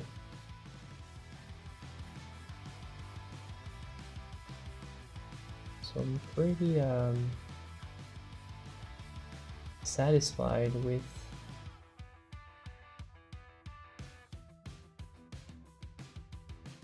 Yeah, exactly. The black hair reflects a lot. If it's the hair is shiny and reflective, it's not always the case. But yeah, if you want to make good looking hair, you generally want to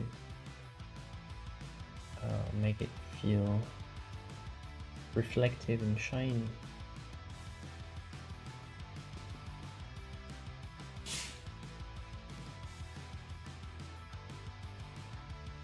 And much more texture here in this case.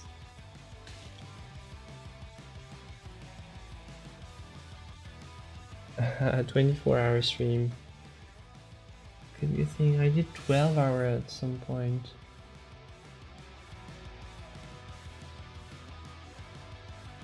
I think I said once that before I get the baby, I want to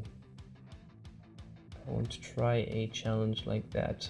A sort of a whatever goes. The stream ends if the stream ends only when I'm done with this painting. Doesn't matter if it takes 24 hours or more. Oh my, yeah, I forgot actually that I have a halo light here in the back.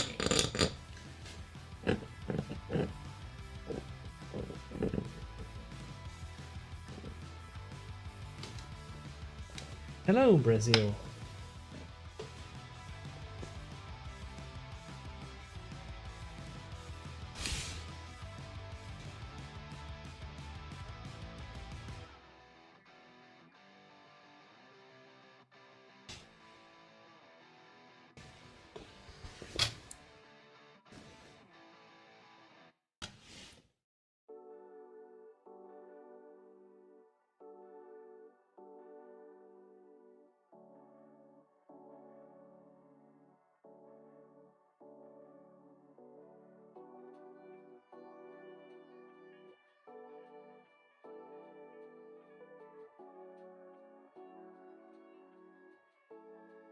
Oh yeah, Greece is amazing. Such a beautiful country. Never been there, but it's my dream.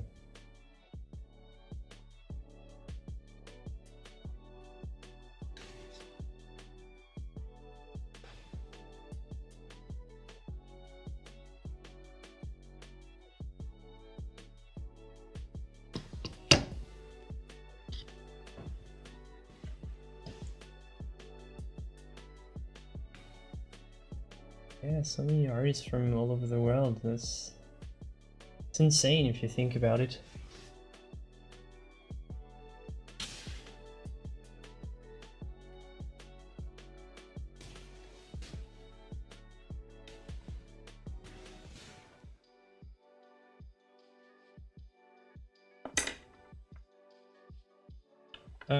Yeah, pretty much. Some commands are mod only, but other than that, yeah.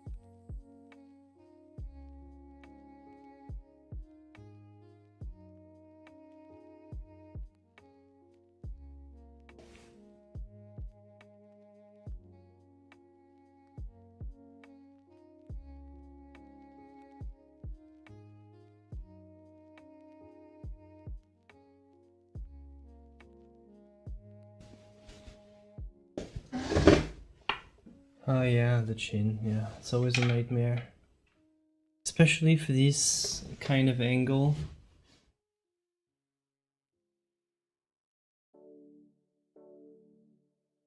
But this kind of angle is always very tricky.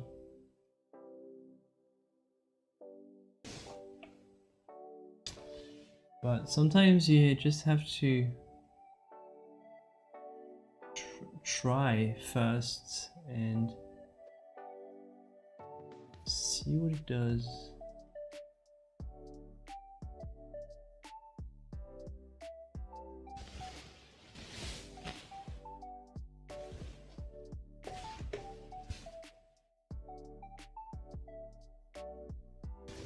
Actually, now I get it now.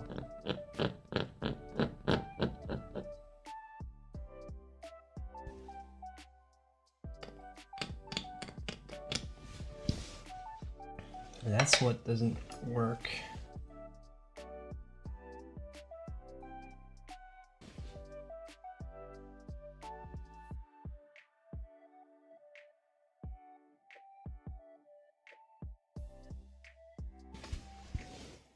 Yeah, the lips again. But if I change the chin, I made the chin shorter, so now everything that's connected to the chin needs to move.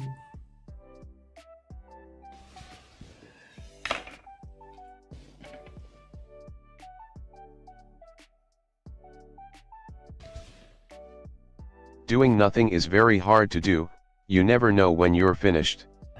Wait. Am I finished? There's nothing more to read on my script, what am I supposed to do now? Hello, Steven. What are you supposed to do? Not very useful at the moment, Steven. I might actually disconnect you. Oh, hello, Jeff. Yeah, Steven's wisdom. Rare moments of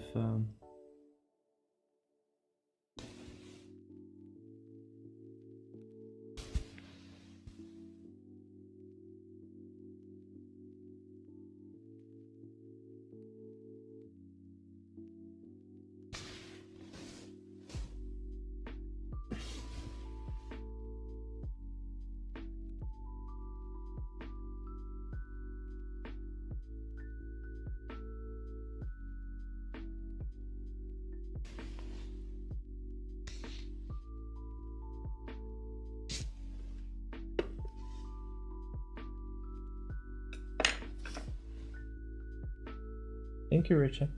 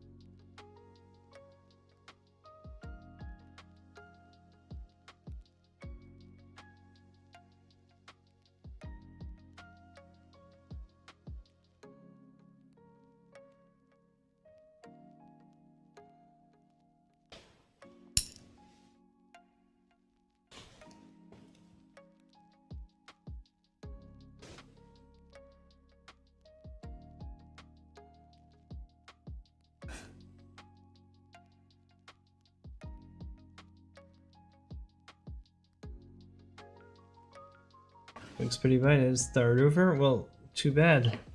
Already started over several times. So joke's on you, I guess. Okay.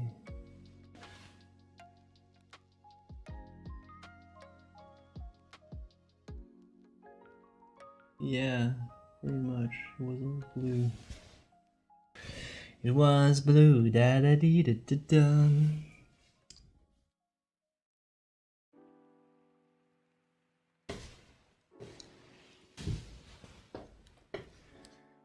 Okay.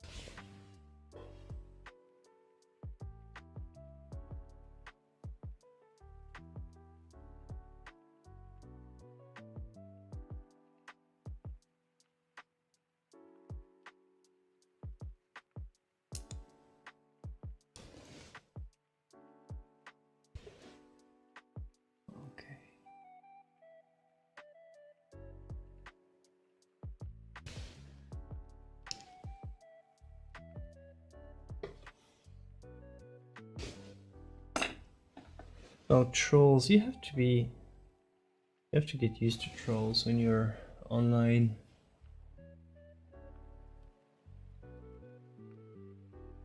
Sometimes it's not even troll, it's, you know, Mr. Know-it-all.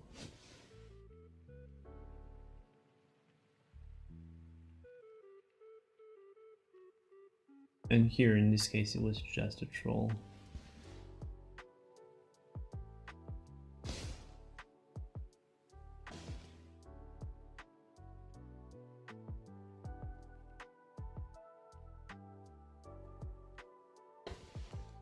Okay. Alright, so...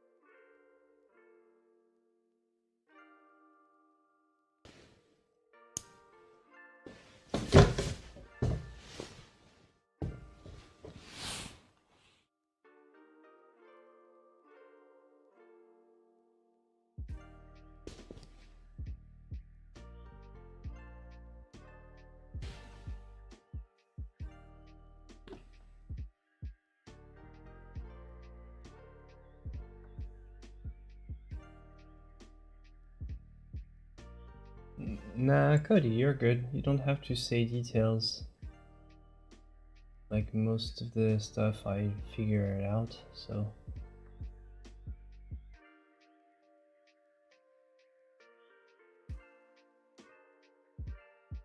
Well, if you really have something important to say, you can, but...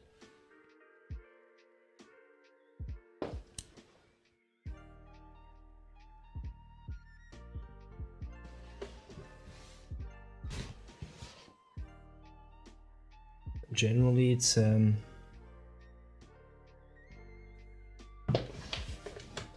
you're doing stuff step by step,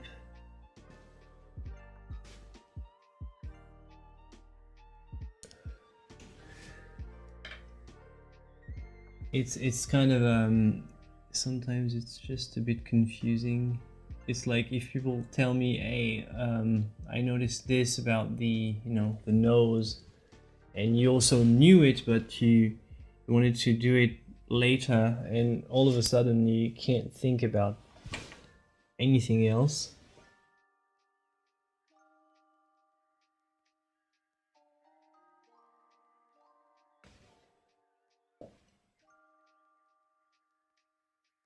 As what I like to do is not focus on specific.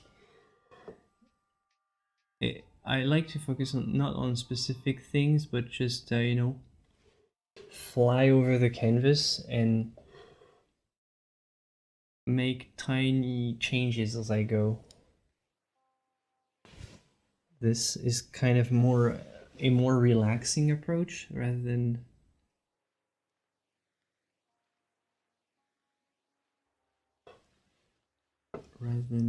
going, you know, brute force, starting with everything and making a list and all.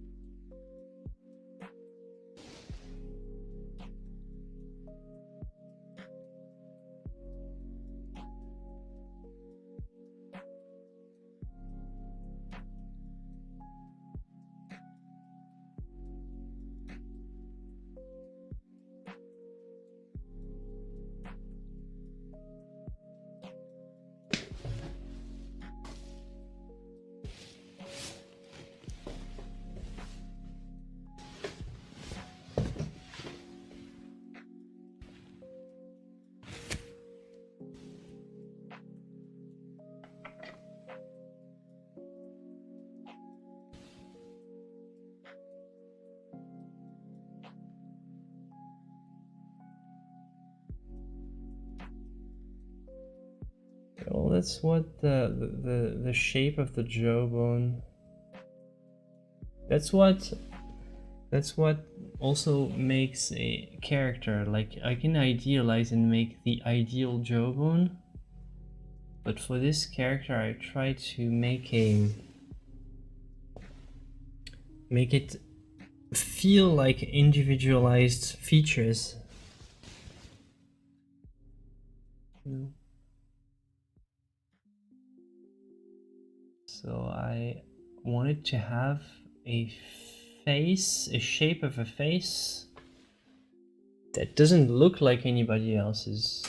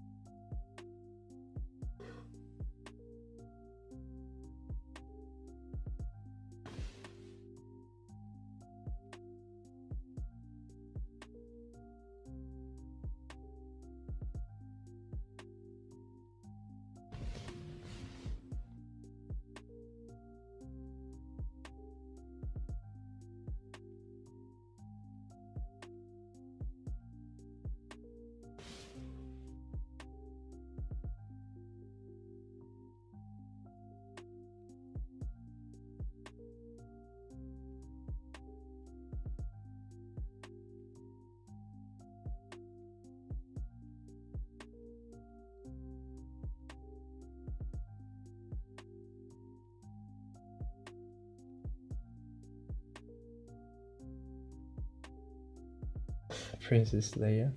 Could be. Doesn't really look like her though, but if you want her to be, why not?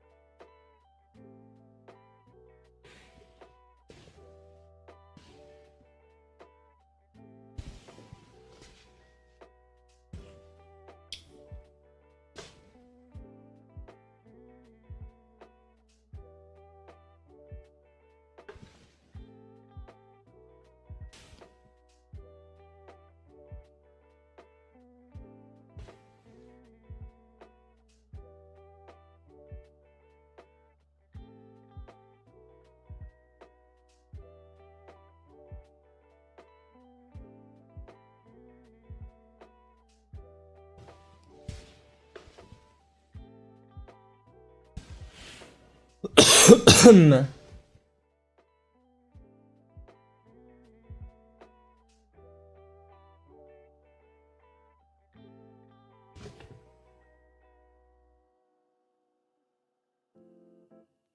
I'll post some of my self-portraits, yeah.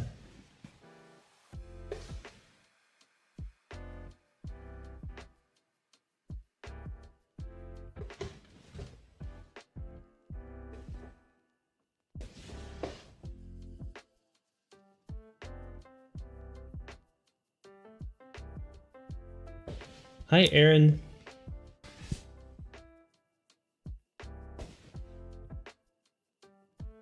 Thank you, book lover.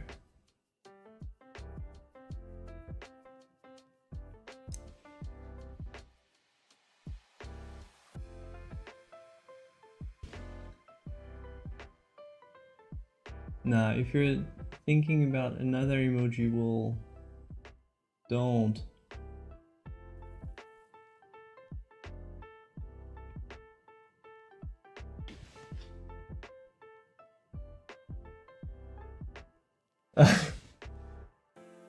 No, I knew it. I knew it.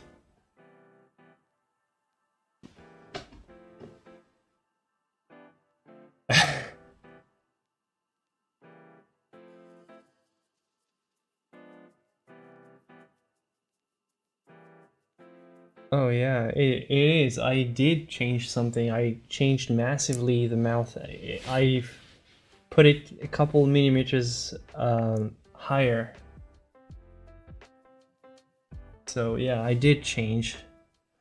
Actually, I had to, you know, here correct the jaw. Raise it slightly. Then bring the mouth higher up as a result.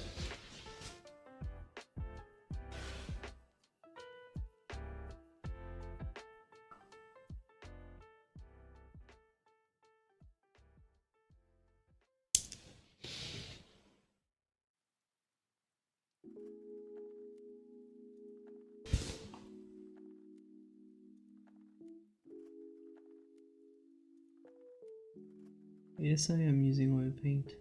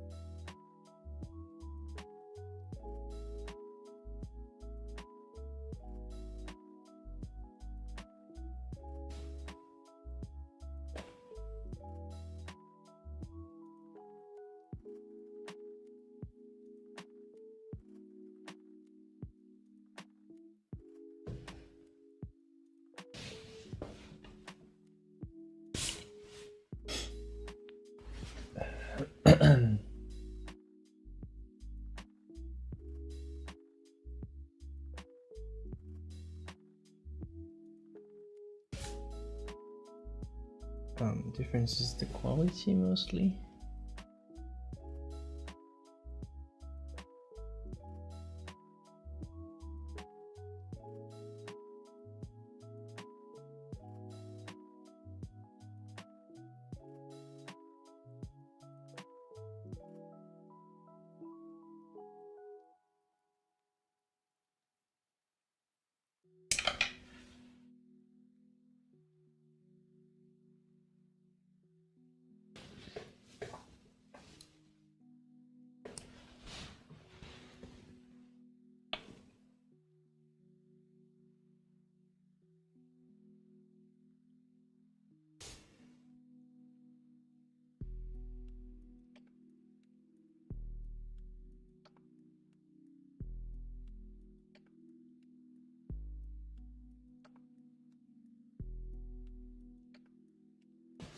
Yeah, that's an option. Michelangelo is fun.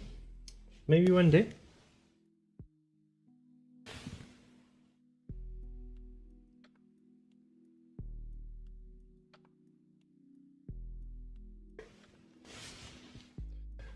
Empty command is an old command. It was to remove the palette and all and just have the painting. It's not been used for a while. It only works in horizontal actually.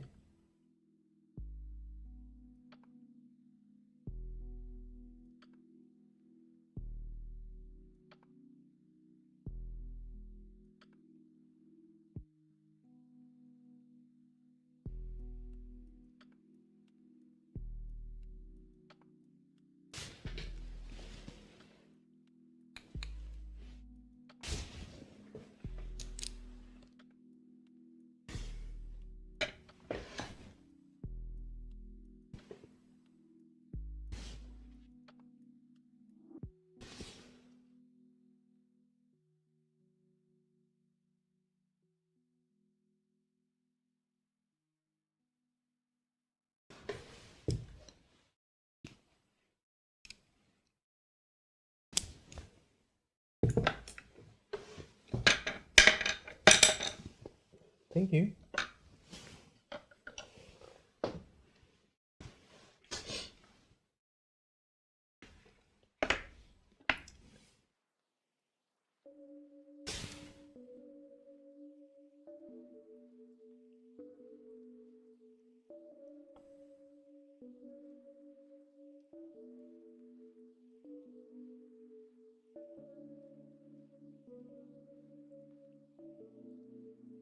No. Inspired ideas for my next painting? I don't know. No. Like right now, I sort of made a vow to finish this one before I think about other projects.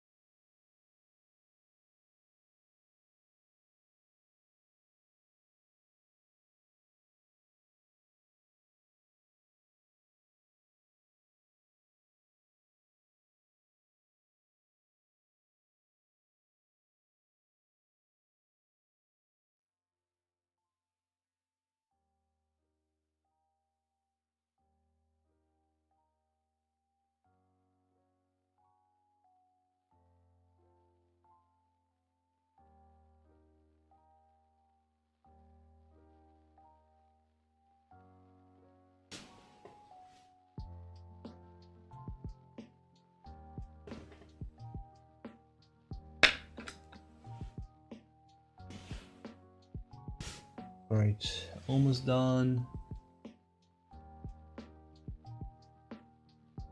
I think I can almost cut the recording, and yeah, well, so that will be the first layer for this one. I'm gonna stop the recording.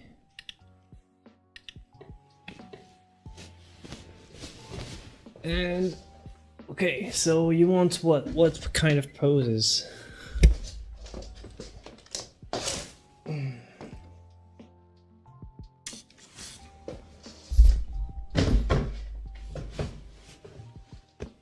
What do you need? So I'm giving you pauses. So still a pretty narrow angle, but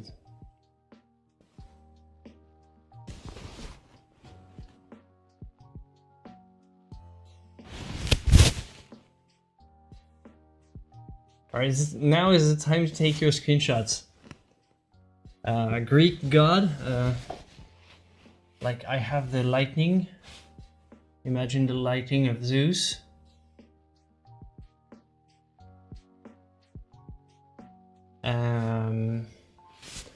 Shooting an arrow, throwing a spear. All right, you make your screenshots. Very classical poses. Oh, I could have used this one.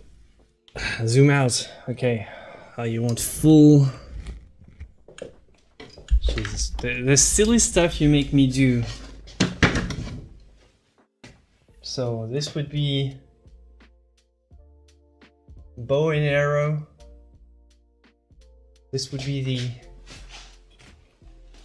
the wrath of Zeus. The foreshortening is pretty cool, actually.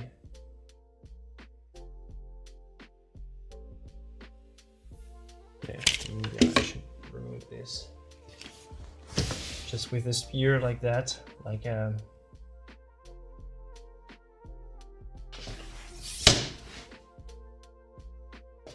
what else? What else? This is a classic pose from Bernini. I can do Michelangelo's David.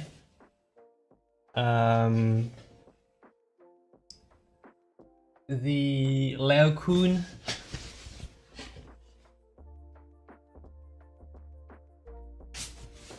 What else?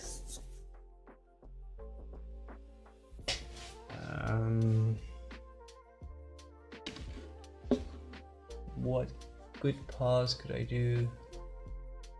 Yeah.